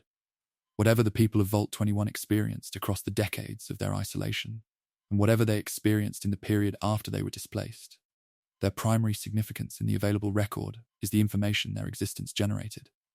Beyond Vault 21, the same framing appears across a broader database of observed individuals and communities. The term behavioral sample recurs throughout the personal terminal entries, applied to populations, communities, and individual survivors whose actions were monitored through the Securitron network. A database partially accessible through the terminal system classifies observed behaviors into three categories: predicted, with invariance, and anomalous. Hundreds of entries are present, covering NCR soldiers, Legion scouts, tribal communities, strip residents, and casino staff. The courier's entry is present in the database. It contains the classification anomalous and a notation reading ongoing. No further analysis follows. Multiple modeling attempts appear to have been initiated and abandoned. The entry sits unfinished, the only incomplete record in an otherwise comprehensively maintained system. The entry adjacent to the courier's incomplete file belongs to Benny. It was completed and filed before the platinum chip theft occurred. The classification assigned is predicted, with the modifier delayed in parentheses. That modifier appears in only 4 other entries in the entire database, all belonging to individuals who eventually acted against the Lucky 38's interests in ways that the probability model had anticipated, but placed on a longer timeline. Benny was expected to become a problem. The model assigned a window of 10 to 15 years for that expectation to materialize. He moved in year 9. The delayed classification suggests that the betrayal itself was not a surprise. Only its timing fell outside the predicted range. The man who appeared blindsided by what Benny did had, in some prior assessment, already concluded that Benny would do it. He had simply expected to have more time. How that foreknowledge was experienced across 2 centuries of near-total isolation. Knowing that betrayal was likely. Knowing that the people around him would eventually move against him, having no peer to discuss any of it with, and processing it all through a probability engine that had been designed to keep that kind of information organized and available, is a question that Fallout New Vegas raises and declines to answer. The terminal entries from the 2200s onward become measurably shorter. Assessments that once extended across multiple paragraphs compress into single sentences. The frequency of entries consisting of nothing but a classification and a date increases noticeably. Whether that compression represents greater efficiency or the slow accumulation of something the available language was not built to describe, the record does not say. The entries simply become smaller. The silences between them become longer. Vault 21 lies beneath the marble and the footsteps, sealed and silent. A buried fact in a city built on the management of uncomfortable truths, much like the man who ordered the concrete poured. Above the sealed vault, The exterior walkways of the New Vegas Strip stretched the full length of a kingdom built by one man's will. And standing outside the Lucky 38 for the first time, looking up at the tower that houses everything this journey has been moving toward, the scale of what was constructed here becomes something that resists being reduced to strategy or probability alone. The Strip does not prepare you for itself. Nothing about the approach through Freeside, the broken buildings, the desperate crowds, the makeshift structures leaning against walls that were never designed to support them, suggests that what waits on the other side of the gate is what is actually there. And then the gate opens, and the neon begins, and the scale of what one man maintained across 2 centuries becomes immediately and physically present in a way that no description quite captures. The signs are lit, every one of them. The colors are clean and distinct against the desert night sky, red, gold, blue, white, burning with the particular intensity of lights that were designed before the war and have been kept running without interruption since. Not preserved. Running. There is a difference, and it matters, and it is the first thing that becomes clear when the full length of the Strip is visible at once. This did not survive. It was maintained. By machines, by stockpiled parts, by a man in a tower who could not stop running the systems he had built, because stopping them was something his planning had never included as an option. The neon signs visible along the Strip's exterior represent one of the most technically demanding ongoing operations in the post-war world, and one of the least discussed. Maintaining pre-war neon signage is not a passive process. It requires periodic gas refills as the sealed tubes gradually lose pressure, transformer maintenance as electrical components age and degrade, and glass tube replacement when breakage or structural fatigue makes continued operation impossible. Every sign currently burning on the Strip has been serviced, repaired, and in some cases partially rebuilt by Securitron labor following maintenance schedules derived from pre-war neon servicing manuals that were digitized and stored before the war. Components that became unavailable after the collapse of pre-war supply chains were replaced with equivalents manufactured internally, using equipment maintained in the Lucky 38's subsurface storage. The lights of New Vegas are not a miracle. They are the product of a continuous industrial operation that has been running since the bombs fell, managed from inside a building by a man who decided before the war that the lights would stay on, and has not revised that decision since. The desert night beyond the Strip's perimeter is absolute. The neon makes the darkness around it deeper by contrast, not lighter. The visible maintenance is only the surface layer of what keeps the Strip functional.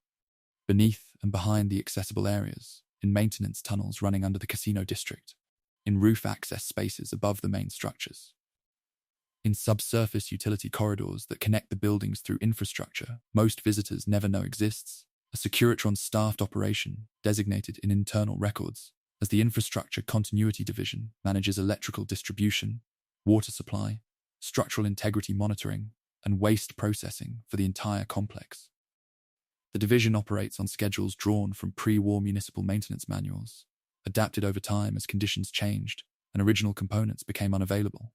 The Strip functions as a coherent, maintained environment because the person responsible for it anticipated, before the war ended, precisely what would be required to keep it functioning afterward, and acquired or manufactured every necessary resource in advance.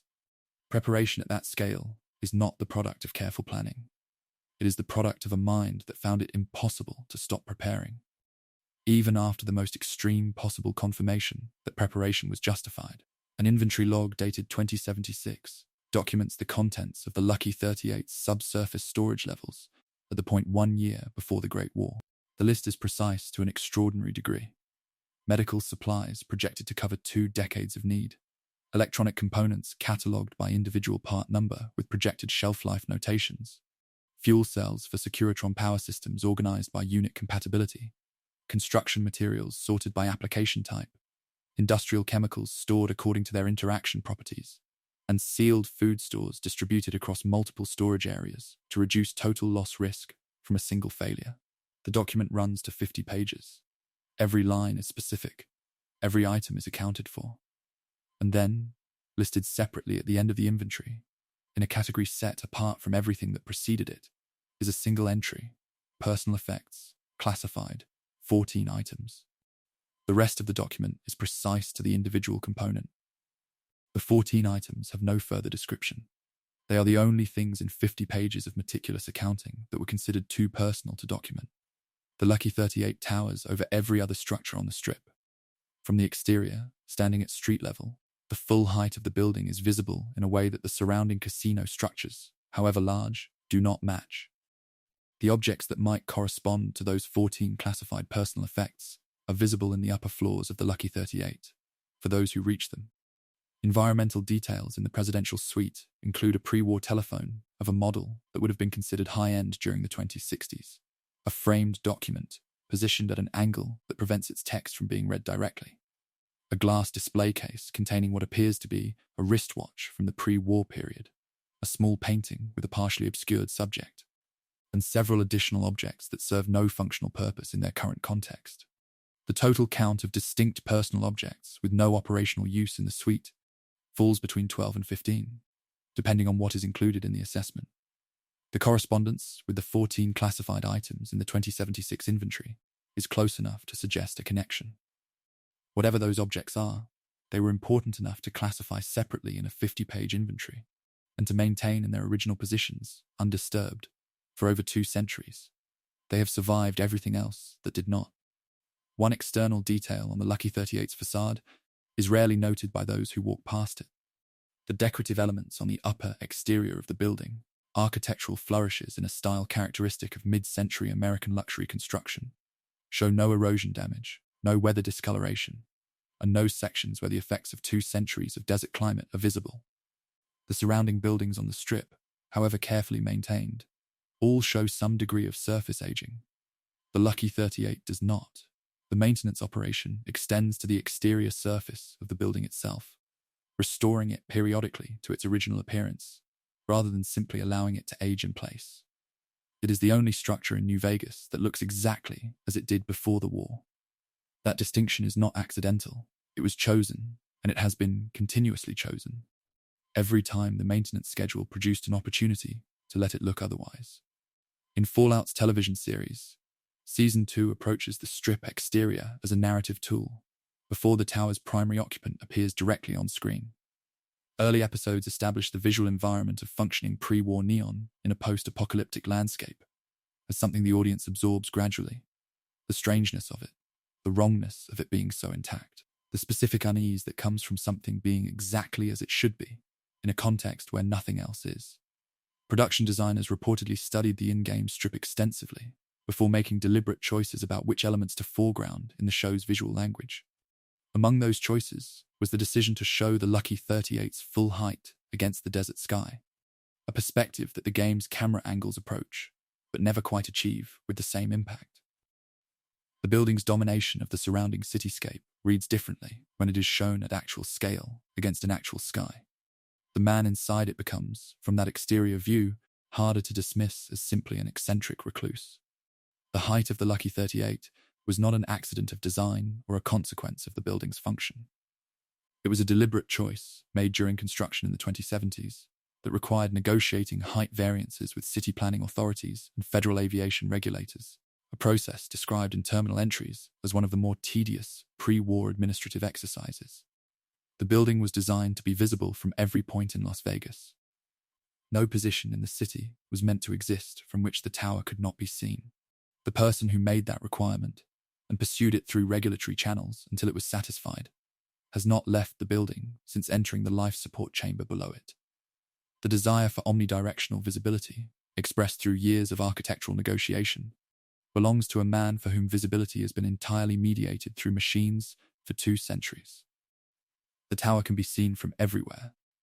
Its occupant sees nothing directly. From the penthouse level, the camera network provides visual coverage of New Vegas and the surrounding desert extending approximately 40 miles in clear conditions. Boulder City ruins are visible at that range. The approaches from the Mojave Outpost are visible. The structures of Hoover Dam are visible. Every NCR position of significance, every Legion approach route, every entry point to the strip exists within the visual field available from the building's upper levels. The most defensible observation post in the wasteland was built, then named a hotel, then closed to the public before it ever opened, and has been maintained in that condition ever since. Operational, observed, inhabited by machines and by the feeds those machines produce. waiting for guests who were never actually the point. The casino floor at the base of the tower is the detail that accumulates the most unresolved attention from those who have examined the Lucky 38 carefully. It is functional. The slot machines operate. The card tables are arranged and ready. The bar behind the counter is stocked. The lighting is on. Every element of the casino floor is maintained in a condition consistent with imminent use by Securitrons following maintenance protocols that have been running continuously since before the war. No guest has ever used the floor. No staff member has ever worked a shift on it.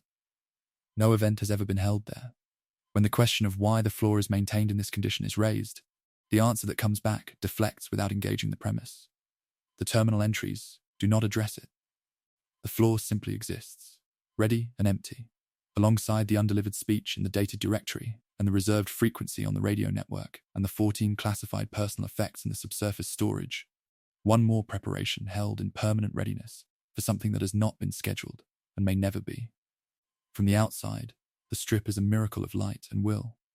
From the inside of the observation post at its center, it is a kingdom whose king has not yet determined what his kingdom is ultimately for. The Lucky 38's entrance opens inward, and stepping through it means passing the silent casino floor and moving upward through the operational levels, the server rooms, the maintenance bays, the infrastructure management systems, where the machinery of one man's civilization runs continuously, doing exactly what it was built to do, in a building that has been waiting for 2 centuries for the moment when doing it would finally be enough.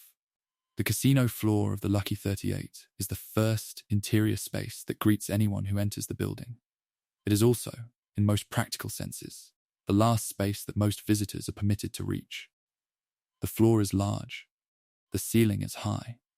The lighting is warm and even, the kind of lighting that was designed to make people feel comfortable enough to stay longer than they planned. The slot machines are arranged in rows that suggest traffic flow, paths that would guide a crowd naturally from one section to another, keeping movement continuous and attention distributed. The card tables are set. The bar along the far wall is stocked with bottles that have been sitting in their positions for over 2 centuries, maintained by automated systems that clean and organize the space according to schedules that have never been revised. Everything about the casino floor communicates readiness. Nothing about it communicates use. The machines run, the lights burn, the bar waits, and the floor itself, polished, dust-free, temperature-controlled, has not had a paying customer stand on it in all the years since the building first opened its doors, and then, almost immediately, closed them again. The lighting system maintaining that particular quality of warmth is not simply a preserved relic of the original installation. It has been updated at least 3 separate times since the war, with each update calibrated specifically to match the color temperature and intensity of the original pre-war configuration, rather than simply replacing failing components with whatever was available. The records of those updates are precise about the target specifications. The goal of each update was not to restore general casino lighting. It was to restore that specific casino lighting, the exact quality of light that existed in the Lucky 38 before the war, replicated as closely as the available technology permitted. The floor is not preserved in the sense of being kept from changing. It is preserved in the sense of being repeatedly returned to a fixed point whenever it begins to drift from it. The light on the casino floor is, by deliberate and recurring choice, the light of the 2070s. The hum of the Lucky 38's environmental systems is present everywhere inside the building. It is not loud. It is simply constant, the background frequency of a structure that never fully stops. The climate control system maintaining the building's interior operates on settings that were programmed before the war and have not been altered since. The temperature is held at 68 degrees Fahrenheit year-round, the figure identified in pre-war hospitality research as the optimal indoor temperature for maximizing patron comfort and extending voluntary time spent inside a casino environment. That research was conducted for a context in which patrons existed and their comfort was commercially relevant. By 2281, the building's only continuous occupant is sustained by a life support pod, whose systems manage his biological temperature independently of the surrounding air. The building maintains 68 degrees for guests who have never arrived, for a man whose body is no longer the thing experiencing the temperature. The climate control runs because it was programmed to run, and because no instruction to stop it has ever been issued. That is sufficient reason for a building like this one to continue doing anything. the emergency evacuation system installed in the Lucky 38 before the war has never been used. It was designed for a scenario in which a fire, structural failure, or other emergency would require the rapid movement of large numbers of casino patrons from the building's interior to safety. The system includes pneumatic tube lifts capable of moving groups of people between floors at speed, blast-sealed stairwells designed to remain passable under conditions that would compromise standard egress routes, and a rooftop landing platform sized and reinforced to accommodate the emergency helicopter models that were standard in pre-war Las Vegas. The platform has had no aircraft land on it since construction was completed. The system is tested automatically every 6 months by the building's maintenance protocols, confirmed functional and logged. The log of those tests stretches across 2 centuries of regular entries, each one recording that the system remains ready for a scenario that becomes less plausible with every passing year and has never once come close to occurring. The deeper levels of the Lucky 38 carry a different quality of sound. The machines here are not decorative. They are operational, and the noise they produce is the noise of work being done continuously. That pattern of preparing for low-probability scenarios runs through the pre-war preparatory records with a consistency that resists simple explanation. The probability assigned to nuclear war in the internal models was 97%, a near certainty that justified the extraordinary scale of preparation directed toward it.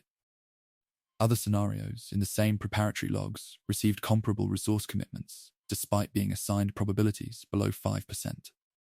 A pre-war coup against the United States federal government, a rapid collapse of civil society driven by resource competition rather than military conflict, a failure of the national power grid preceding any military engagement. Each of these scenarios received dedicated preparation, stockpiled resources, contingency protocols, specific response frameworks, despite being considered highly unlikely by the same models that justified their preparation. The probability engine that governed every major decision apparently had no mechanism for deciding that a scenario was too unlikely to be worth preparing for. Below a certain threshold, the preparation simply continued anyway. The server array occupying approximately 3 floors of the Lucky 38's mid-levels is the physical infrastructure through which the building's primary occupant interfaces with his Securitron network, his surveillance systems, and the strip's operational management. A maintenance log notation describes the array as self-maintaining within design parameters, meaning it was built with automated repair processes capable of replacing degraded components without external intervention. That self-maintenance capability was what allowed the array to continue operating across 2 centuries without requiring the kind of hands-on technical attention that a human technician would have needed to provide. The array's designed operational lifespan was 25 years. By 2281, it has been running for over 200. Every component currently in the system is operating on a timeline that its original specifications never anticipated needing to account for.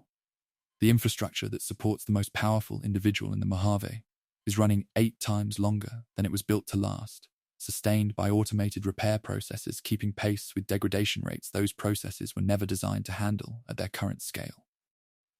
The degradation is measurable and documented.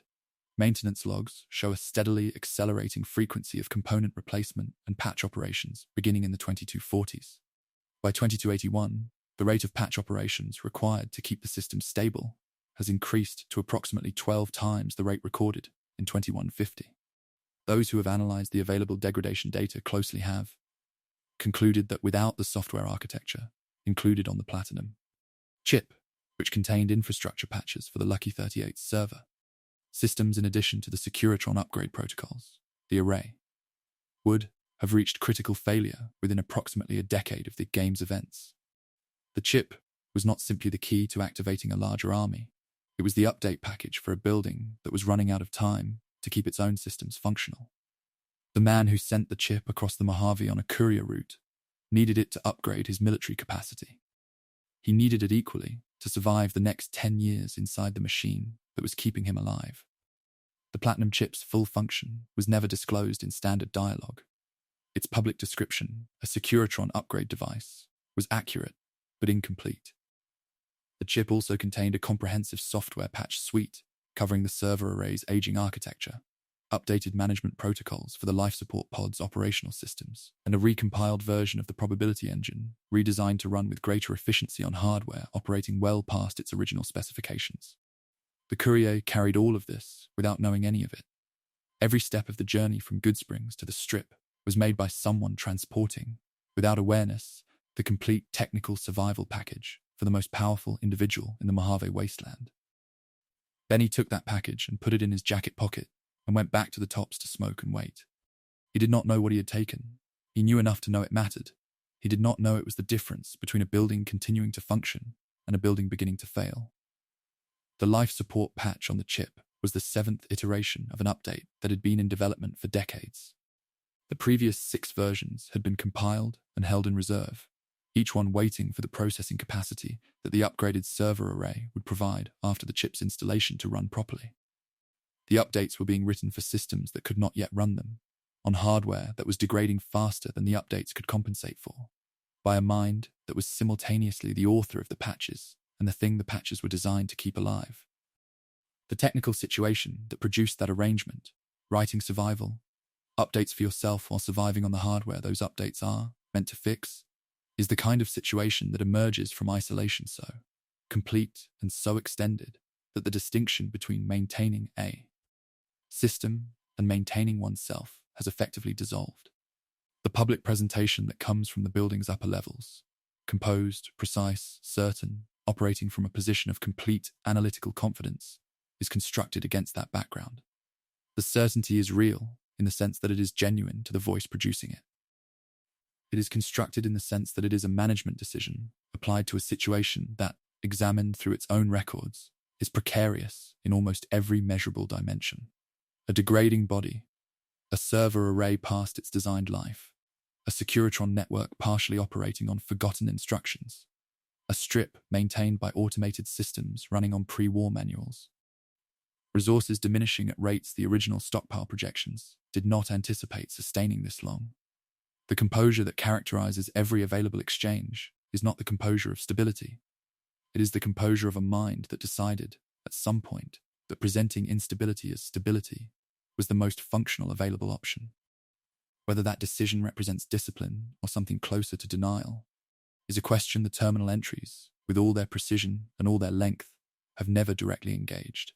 The Lucky 38's mid-levels hum with the sound of machines doing exactly what they were built to do, and slightly beyond it, pushed by a will that cannot accept the alternative. Higher in the building, past the server rooms and the maintenance bays, and the operational infrastructure that keeps everything below it running, the presidential suite occupies the upper floors in a silence of a different quality. The silence of a space that was once lived in by someone who can no longer physically reach it, holding the objects of a life that ended when the floors below it became the only place that mattered. There is a quality to the presidential suite that the operational floors below it do not share. The server rooms hum. The casino floor maintains its readiness with the particular energy of systems running continuously. The maintenance corridors carry the sounds of mechanical work being done without pause. The suite is quiet in a different way. Not the quiet of systems at rest, but the quiet of a space that has not been entered in over 2 centuries and has settled into the particular stillness of rooms that wait without knowing they are waiting. The furniture is positioned as it was left. The objects on the shelves and the surfaces have not moved. The lighting is maintained at the level it was set to before the war, adjusted by automated systems that clean the windows and dust the surfaces and replace any component of the room's environment that degrades past a certain threshold. The suite is not frozen, it is tended. Someone, or the machines acting on someone's standing instructions, has been caring for this room continuously since the day its occupant left it and descended to the chamber below. The room does not know it will not be returned to. The machines caring for it were never given that information. They simply continue. The suite was designed in the 2070s as a private residence within the casino, a space intended for physical occupation during the building's operational period. For approximately 3 years before the Great War, it was lived in. Objects were placed by hand. The furniture arrangement was decided by the person who would use it. The view from the windows was chosen as a feature worth having. Every detail of the room reflects choices made by someone who expected to continue making choices of that kind for the foreseeable future. The foreseeable future ended when the life support pod sealed in the chamber below, and the suite became what it has been since. The last physical space that its occupant inhabited with full voluntary movement, preserved in its original configuration by machines following instructions that predate the war by several years. He has not been in the suite, in any physical sense, since the day he left it. The room holds the shape of a life that stopped at a specific moment and has not been permitted to change since. The light in the suite falls at the angle of late afternoon, held there by a lighting system calibrated to a time of day that the automated controls cycle through and return to on a schedule that no longer corresponds to any external clock. Among the objects visible in the suite is a first edition copy of a pre-war text on monopoly economics and market consolidation, a book that was already considered a foundational work in corporate theory before the war made such distinctions irrelevant. Its presence in a personal collection is consistent with a documented worldview. The fact that it is a first edition, however, suggests the choice was not purely intellectual. First editions of significant texts carry meaning beyond their content. They represent the original articulation of an idea, the moment before the idea became common property and lost the quality of belonging to whoever first stated it clearly. Keeping a first edition of the text that most directly articulated the principles behind a corporate strategy built across decades is not simply keeping a reference book. It is keeping the origin of a justification. He held on to the theory that explained him in the form that carried the most weight. A terminal in the suite operates on a private network, separate from the Lucky 38's main administrative system. It contains a reading list that was apparently maintained and updated over a significant period of time, extending from pre-war academic works through post-war historical analyses compiled from intelligence gathered through the Securitron network. The most recent entry on the list is dated 2279, 2 years before the main events of Fallout New Vegas. It is a historical analysis of the NCR's Eastern expansion pattern. The author listed for the entry is the same person who maintains the reading list, meaning the most recent addition to a personal record of external sources is a work that its curator wrote himself and then filed as though it were a source to be consulted rather than a document to be referenced. The reading list had, by 2279, become a record of a single mind in conversation with itself, cataloguing its own output as primary literature. The suite holds a particular stillness that the building's other occupied spaces do not share. Here the machines maintain rather than operate. The distinction is subtle, but present. That self-referential quality extends across the full archive of personal documentation, accessible through the Lucky 38's terminal system. Biographical entries, probability logs, behavioral databases, maintenance records, reading lists, taken together, they constitute a record of continuous mental operation across 2 centuries that has no equivalent in the post-war world. Those who have read through the archive chronologically describe the experience in consistent terms, a mind of extraordinary capability, observed across 200 years, gradually narrowing its field of reference until the primary source material for its own analysis becomes its own prior analysis. The outward-facing curiosity that characterized the earlier entries becomes, over time, a closed loop. The documentation of the world gives way, slowly and without any single clear turning point, to documentation of the documentation. The archive becomes its own subject. The mind inside it becomes its primary audience. What is absent from that archive is as significant as what is present. No record of dreams exists anywhere in the system. No personal correspondence addressed to named individuals appears in any directory. No expression of preference regarding beauty, pleasure, or experience goes beyond the language of aesthetic utility. What serves a purpose? What creates a desired effect? What produces a measurable outcome?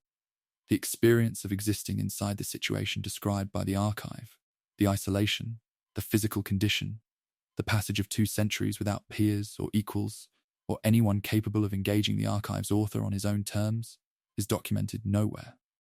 The archive covers everything about the situation. It does not cover what the situation felt like from the inside.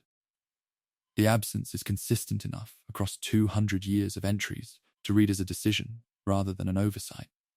At some point, the inner life was determined to be outside the scope of what the records needed to contain. One file breaks that pattern. It is located in a subdirectory that the access logs show has not been opened in over 40 years. The file contains a single paragraph written in first person not the third person used consistently elsewhere, without the analytical structure that characterizes every other entry in the personal archive. The paragraph describes the view from the presidential suite's windows at a specific hour of the afternoon, before the war, when the light fell across the Las Vegas skyline in a particular way. The description is plain and direct. It does not analyze the view. It does not assess its utility or identify what purpose the observation serves. It simply describes what was seen. The paragraph ends mid-sentence, stopping at the word before. The file was last modified in 2182. It has not been opened since. Whatever was meant to follow that word was never added. The sentence sits unfinished in a directory that its author has not visited in 4 decades, ending at a word that implies something that was not written down. The year 2182 is the centennial of the Great War, 100 years after the bombs fell, 100 years of the project's continuous operation. The logs from that year are notably sparse compared to the years surrounding it. Fewer analytical entries, shorter probability assessments, a reduced frequency of routine maintenance orders. The year that marked a century of successful survival appears in the record as a reduction rather than a recognition. Something about the passage of 100 years produced a response that the documentation system was not designed to capture, and that the person generating the entries apparently chose not to describe directly. The centennial passed. The entries thinned. The incomplete file was created and then left. Whatever occurred in 2182, in the private experience of a man alone in a machine marking 100 years of that condition, it is not in the archive. The entries after 2182 are measurably different from those before it. Earlier entries are longer, contain more extended analytical elaboration, and occasionally extend beyond what the subject strictly requires, as though the writing were being composed for someone who might eventually read it. Post-2182 entries compress. Subordinate clauses disappear. Analytical extensions are cut before they develop. The elaborations that suggested an imagined reader are gone, replaced by notation, compressed, declarative, addressed to no one. The shift is gradual. It takes years to become fully visible in the record, but once the pattern is identified, it cannot be unidentified. The entries before the centennial are correspondence. The entries after it are records. The difference between those two things is the difference between a mind that expected to be understood and a mind that had stopped expecting anything of that kind. The suite holds all of this without knowing it. The objects on the shelves were placed by hands that have not moved voluntarily in over 2 centuries. The first edition on the bookshelf has not been opened since the door below was sealed. The windows have been cleaned on schedule every week for 200 years, looking out over a city that its owner controls through machines and sees through cameras and maintains through automated systems that follow instructions issued so long ago that their original context has become historical. The room has been tended as though return were possible. No instruction cancelling that expectation has ever been issued. Among all the decisions recorded in the archive, the strategic ones, the financial ones, the operational ones, the ones that moved armies and buried communities and shaped the Mojave, the decision to keep this room maintained and ready is the only one that has never been given a stated reason. The suite sits above the city its owner controls and cannot walk through, holding the things he chose to keep from a life he chose to leave behind, and the question of whether that was a sacrifice or simply a calculation is one the room itself declines to answer. Below the suite, past the server arrays and the silent casino floor, and the sealed vault beneath the pavement, the deepest level of the Lucky 38 holds the chamber where the distance between the man and the machine is narrowed across 2 centuries too, something that can no longer be clearly measured, and where the most honest record of what all of this actually cost is written not in terminal entries but in the readings on a life support display that no one was ever meant to see. The deepest level of the Lucky 38 is not on any map that visitors are given. There is no signage directing anyone toward it. The elevator does not list it as a destination. The maintenance corridors that connect the operational floors to the subsurface levels are not marked in any way that would make their purpose clear to someone who did not already know what they led to. And at the end of those corridors, past the server arrays and the utility systems and the infrastructure that keeps everything above it running, there is a room that is different from every other room in the building in one specific and important way. Every other room in the Lucky 38 has been arranged, curated, maintained, and presented according to decisions made by its occupant. The casino floor projects Readiness. The presidential suite projects continuity. The operational floors project competence and control. This room projects nothing. It simply contains what it contains: tubes, monitors, a pod, a body, and the machines keeping that body functional. And it does so without any apparent concern for what the arrangement communicates to anyone who reaches it. It is the most honest room in the Lucky 38, because it is the only one that was never designed to be seen. The life support pod at the center of the chamber was not built from existing commercial technology. No commercial product with the specifications required existed before the war. The pod was designed from the ground up by a team of Robco biomedical engineers working under a project designation recorded in internal documents as Project Continuity Alpha. The framing given to the engineering team described the project as a medical innovation for treating severe radiation exposure in high-value personnel, a civilian application with obvious military relevance that would have made federal funding available without raising questions about the project's true purpose. The engineers understood they were building a long-term life support system. The documentation does not record whether any of them understood they were building a permanent housing solution for a living human consciousness. The distinction between those two things is significant, and the records are silent on whether it was ever made clear to the people doing the work. The air in this room is cooler than the rest of the building. The climate system maintains a lower temperature here than anywhere else in the Lucky 38, calibrated to the pod's operational requirements rather than to any standard of human comfort. The engineering team that built the pod was disbanded in 2076, 1 year before the Great War, with severance packages described in the records as generous and non-disclosure agreements described in the same records as comprehensive. Several members of the team were relocated to positions in Robco's regional offices on the East Coast, a placement that, given the distribution of nuclear strikes in 2077, put them in areas with significantly lower survival probability than Las Vegas. The people who knew the most about the pod's design, its vulnerabilities, and its override capabilities were placed, through a series of routine appearing corporate personnel decisions, at maximum distance from the building the pod was installed in. Whether this was deliberate is not stated in any available document. The personnel records simply show the transfers, the dates, the destination offices, and the generous severance figures. The pattern they form, when examined as a whole, rather than as individual decisions, is the kind of pattern that becomes visible only in retrospect, which is precisely the condition under which it was designed to be examined. That pattern extends beyond the biomedical team.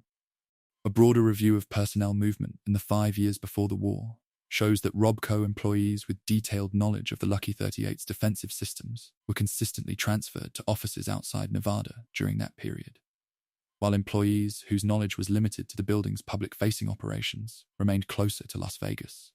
The movement was not sudden.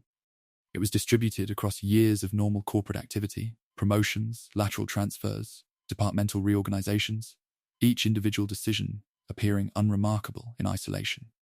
Taken together, the decisions organized the workforce so that the people who knew the most sensitive things about the building and its occupant ended up farthest from both. The architecture of that arrangement, spread across years and disguised as routine management, would have been nearly impossible to identify from inside it. From the outside, with access to the full personnel record, it is one of the most carefully constructed invisible systems in the entire archive. The monitoring panel mounted adjacent to the main pod interface is newer than the pod itself. The design language of the panel belongs to a period after the war, updated by the building's maintenance systems at some point during the post-war decades to replace the original analog gauge system that was installed when the pod was first commissioned. The original gauges were not discarded. They were removed from their mountings, stored in a maintenance cabinet in the same room, and left there. They are still in the cabinet. The final readings they recorded before being replaced are still visible on their faces. Every gauge is in the red zone. The crisis that made the replacement necessary was severe enough to push every monitored biological indicator past its safe operating threshold simultaneously. Whatever happened in that room on the day those gauges recorded their final readings, it was significant enough to require a complete replacement of the monitoring system immediately afterward. The gauges in the cabinet are the only record of that moment that was not overwritten by the upgrade. The sounds in this room are steady and without variation. The machines that produce them have been producing the same sounds for a very long time. The maintenance logs for the Lucky 38 record 3 periods designated as life support critical events, occasions when the pod's systems came close enough to failure that automated emergency protocols were activated and the building's standard operational priorities were suspended in favor of preserving the pod's function. The first occurred in 2161. The second occurred in 2241. The third, and most severe, occurred in 2274, 7 years before the main events of Fallout New Vegas, and required the automated rerouting of the building's entire power grid to stabilize the pod's systems. The 2274 event is the most likely cause of the monitoring system replacement. During that event, the biological indicators apparently reached levels severe enough that the original analog gauges recorded readings they were never designed to accommodate. The event was survived. The gauges were not. They were replaced with a digital system capable of displaying a wider range of values, because the original system's range had proven insufficient for the situation it was asked to measure. The year 2274 was also one of the most consequential periods in the Mojave's post-war political history. NCR forces were consolidating control over Hoover Dam during that year, establishing the infrastructure of the occupation that the game's events are built around resolving. The internal logs from 2274 were among the sparsest in the entire archive. Entries that would normally contain detailed probability assessments and strategic analyses are reduced to brief notations. The period during which NCR was most aggressively moving into Mojave territory, the period that most demanded the full operational capacity of the most sophisticated strategic intelligence in the region, coincides precisely with the period during which that intelligence was running on systems simultaneously managing a biological crisis.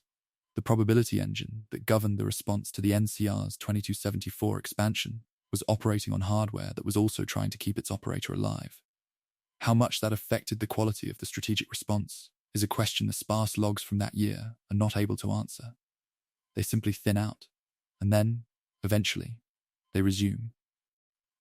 The body's presence in the archive is almost entirely mediated through the language of engineering.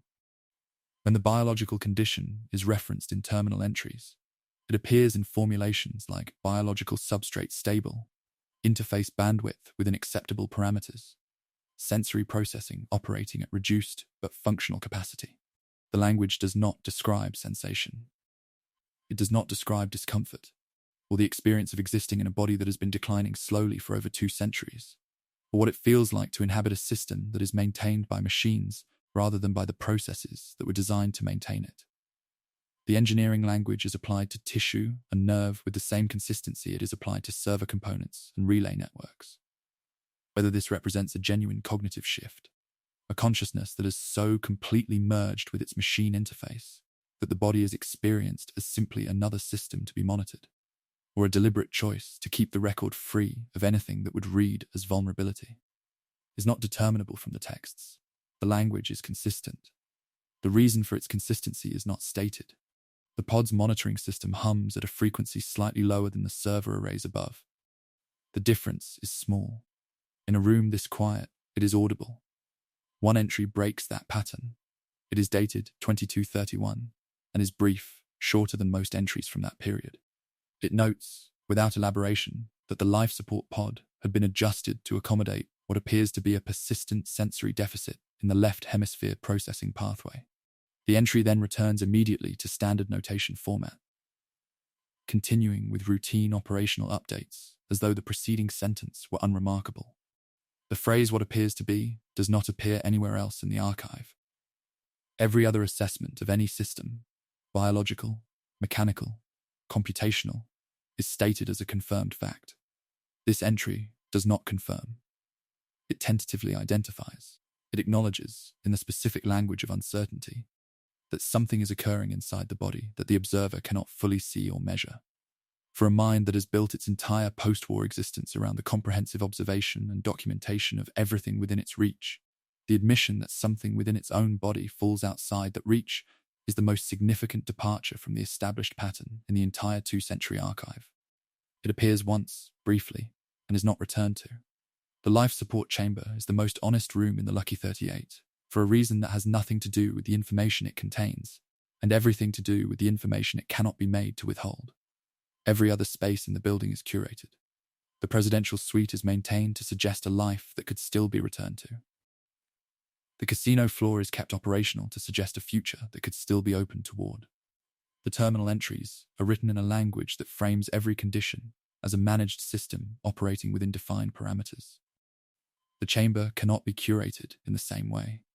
The tubes are tubes. The monitors show what they show. The analog gauges in the maintenance cabinet display the readings they recorded on the worst day the pod has ever had. The 3 critical event flags in the maintenance log do not soften their dates. The single entry about the hemisphere deficit does not resolve its uncertainty into certainty. The room simply describes what is. A body that was already dying when it was preserved, maintained past the designed lifespan of every system keeping it functional, in a building that was constructed to outlast the civilization that produced it, by a man who planned for everything except the experience of being the thing at the center of all the planning. Whether that is extraordinary or sad, or whether it is both at once, is a question the chamber does not answer. It simply hums, and maintains, and continues.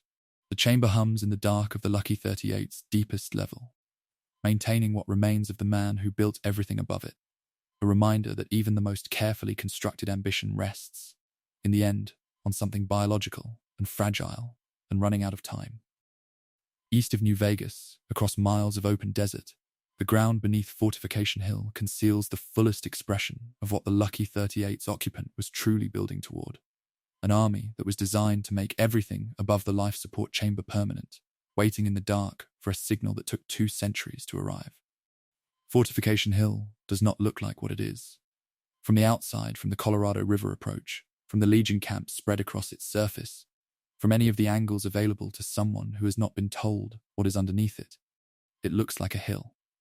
A significant one, positioned well enough that Caesar's Legion chose it as the site of their primary command installation in the Mojave, but a hill nonetheless. The tents and fortifications that cover its surface follow the natural contours of the terrain. The Legion soldiers who move between those structures go about their routines without any awareness that the ground beneath their feet is hollow, in a way that the ground beneath most hills is not.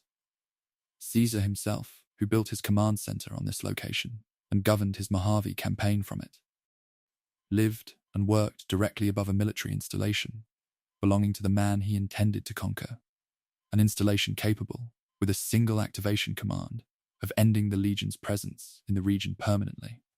The concealment that allowed that situation to exist was not a matter of luck. It was engineered, before the war, with the same precision that characterized every other aspect of the plan it was part of. The vault beneath Fortification Hill was constructed in 2076, 1 year before the Great War, using a combination of private military contractors, bound by comprehensive non-disclosure agreements, and tunneling equipment sourced through a mining company that had been acquired specifically to provide cover for the construction operation. The federal government had no record of the installation at the time of its completion. The construction of an underground military facility of this scale, within United States territory, without federal authorization or awareness, represents one of the most significant acts of private infrastructure development in pre-war American history, and one of the least visible, because the people who built it were legally prevented from discussing it, and the government that should have known about it did not. The vault was finished, sealed, stocked, and hidden before the war began. When the bombs fell, it simply became another underground structure in a world that was about to have many of them. The deep silence of the vault's interior is the silence of a space that has been sealed for a very long time. It is not the silence of emptiness. It is the silence of something held in suspension. The Legion's occupation of Fortification Hill lasted years without any detection of what was beneath it. This is partly a consequence of the vault's depth and construction. It was built to be undetectable from the surface, and it was. It is also a consequence of the Legion's approach to the territory they occupied.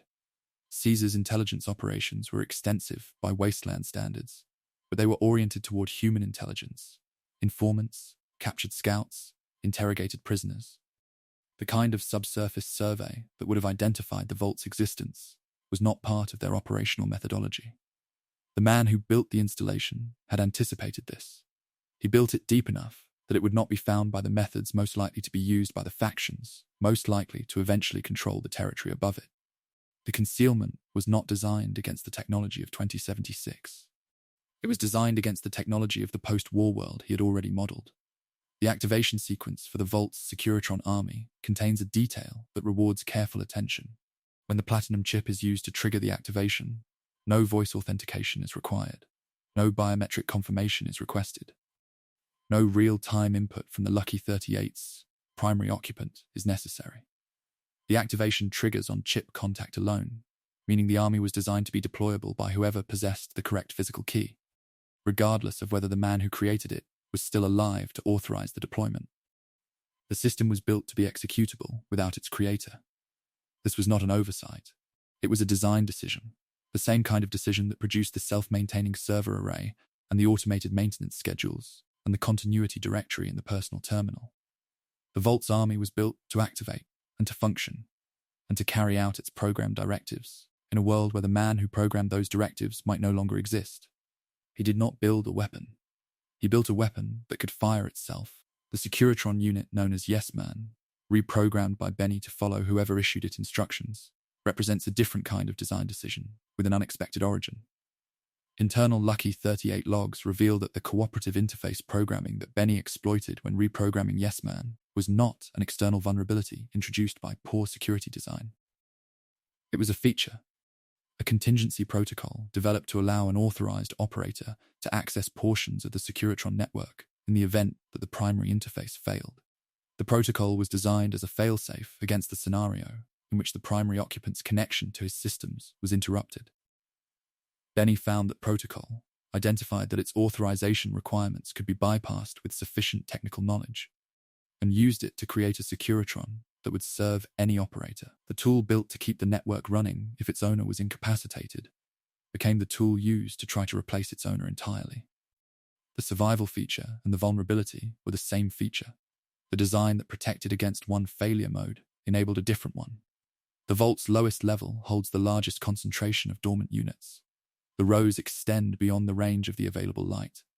The scale of what was stored here and maintained here becomes most apparent in that lower level. The Mark II Securitron upgrade delivered by the Platinum chip modified more than the unit's combat systems. Technical documentation in the Lucky 38's Securitron management records describes an enhancement to the autonomous decision-making protocols of fully upgraded units, an expansion of the parameters within which individual units can make independent tactical decisions without requiring centralized authorization. The upgrade produced units capable of functioning as an effective military force without continuous direction from the Lucky 38. This capability was designed intentionally as part of the same logic that produced the key-based activation system for the Vault.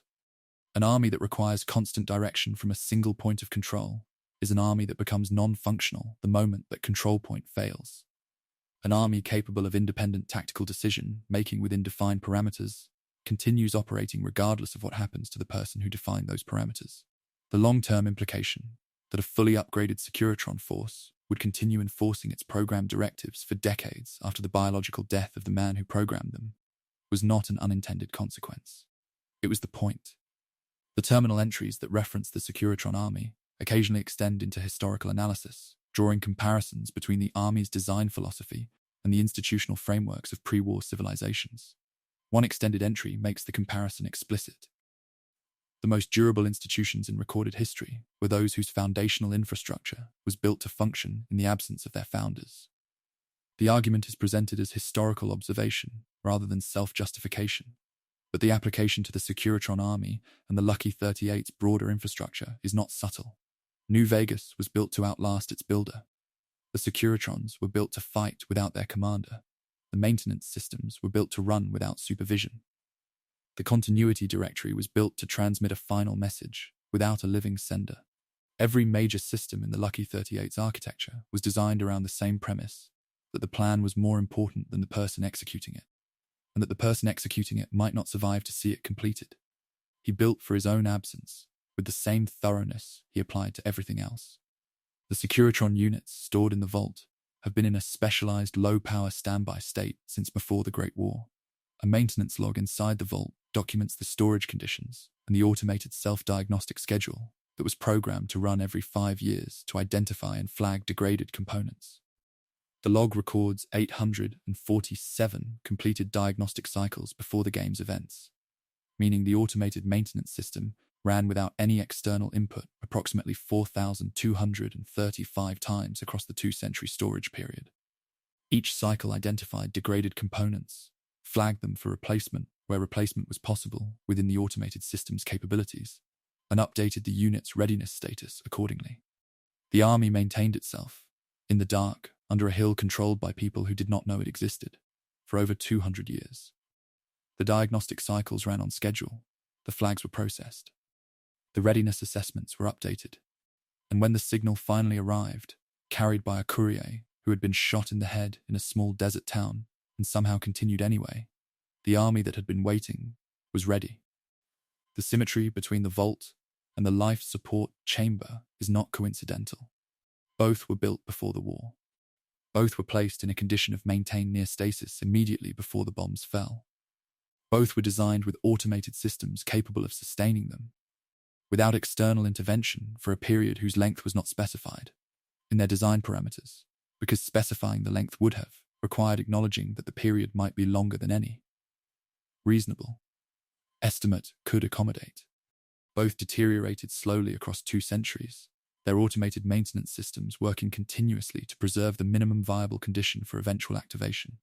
The man in the pod and the army in the vault existed in parallel suspension, both sustained by machines following pre-war instructions, both waiting for a future that the models said would arrive without specifying when. That the future arrived in the form it did, a specific courier, a specific chip, a specific set of events in a specific order, is either a confirmation of the probability engine's long-range accuracy or a reminder that 2 centuries of patient waiting is itself a form of creating the conditions for the thing being waited for. The vault is the most complete physical expression of what the Lucky 38's primary occupant ultimately was as a thinker and as a builder. Every other system he constructed has some element of presentation, some layer of design intended to communicate something about its creator to anyone who encounters it. The casino floor communicates readiness. The presidential suite communicates continuity. The terminal entries communicate competence. The vault communicates nothing to anyone who does not already know it is there. It was built entirely for function, without any consideration of how it would be perceived, because it was never intended to be perceived at all. It is the most private thing he built, an army in the dark, maintained by machines, waiting for a signal, answering to no one. That is the architecture of a mind that understood, at a level too fundamental to require documentation, that it could not ultimately rely on anything except what it had built and sealed and protected and hidden from everyone else. Beneath the mountain, the army stands ready, the most patient thing in the wasteland, built by a man who had learned, across 2 centuries, that patience was the only strategy that could not be outmaneuvered. North along the Colorado River, where the concrete face of Hoover Dam rises against the canyon walls and holds back the weight of everything behind it, the final piece of the plan sits in the control of people who do not fully understand what they are holding and the details of what the dam means, beyond its electrical output and its strategic position, reveals something about its observer that the probability logs were never designed to contain. Hoover Dam does not belong to New Vegas in any legal or political sense that the factions fighting over it would recognize. The NCR controls it. The Legion wants it. The independent operators of the Mojave move around it as a fixed point in their calculations, the way navigators use landmarks, something whose position is certain even when everything else is in motion. But in the terminal entries of the Lucky 38's primary occupant, the dam is referenced in a register that belongs to none of those frameworks. It is not described as contested territory. It is not described as a strategic objective. It is described, in the earliest and in some ways most revealing entry that references it, as the most honest structure in America. That description predates the war. It was written during the dam's pre-war renovation period by a man who had spent his professional life constructing buildings designed to manage perceptions, conceal intentions, and project images carefully calibrated to produce specific responses in specific audiences. From that position, looking at a structure built for nothing except the function it performs, the word honest was apparently the one that fit. Hoover Dam generates approximately 2,080 megawatts of electrical power at peak capacity, a figure sufficient in the pre-war era to supply multiple major cities simultaneously. The terminal entries that detail the Lucky 38's operational requirements make clear that this output is not simply useful to the building's occupant. It is foundational. Without reliable power from the dam, the life support systems run on emergency reserves with a limited operational window. The Securitron network loses its primary charging infrastructure and begins drawing down stored power across all deployed units. The strip's maintenance systems shift to backup generation with reduced capacity. The building that houses everything the plan depends on, the server array, the life support pod, the surveillance network, the climate control, begins to fail in a specific sequence, with the pod systems lasting longest, because they are first in the priority hierarchy and last in the line of things the backup generation can sustain. The civilization built on the strip is not independent of the dam. It is structurally dependent on it in a way that was designed into the plan from the beginning and has never been resolved. The dam's surface catches the light of the desert in a way that nothing else in the surrounding landscape does. The concrete is pale and consistent. The scale of it becomes apparent only when something of known size is visible nearby for comparison. In the decades before the game's events, the power arrangement was managed through agreements with whichever faction controlled the dam at any given time. First through pre-war municipal arrangements that survived into the early post-war period, then through informal agreements with various successor organizations, and eventually through arrangements with the NCR as their control over the dam consolidated. The maintenance logs from those decades record multiple periods of reduced power availability, corresponding to moments when conflict over the dam disrupted supply. During those periods, a rolling blackout protocol was implemented automatically, a system that reduced power to non-essential building functions in a specific sequence determined by a priority ranking that was programmed before the war and has never been revised. The sequence preserved the life support systems first, the server array second, the Securitron charging infrastructure third, and worked downward through the building's other systems until the available power was allocated.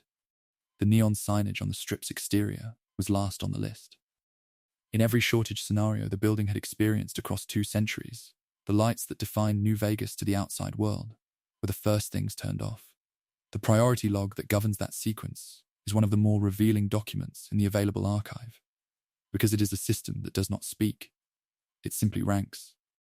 The ranking places life support at the top, above every other system in the building, above the server array that processes the strategic models, above the Securitron network that enforces the territorial control, above the surveillance systems that maintain the information advantage. The dialogue and the terminal entries present New Vegas as a civilization worth preserving in its own right, a model for what post-war society can achieve, a demonstration that order and culture and functional infrastructure are possible in a world that lost all 3 simultaneously. The priority log presents a different hierarchy. New Vegas is preserved insofar as its preservation contributes to the preservation of the life support pod. When those 2 things conflict, the log resolves the conflict the same way every time, automatically, without rhetoric or elaboration. Automated systems do not construct justifications. They simply execute the ranking they were given.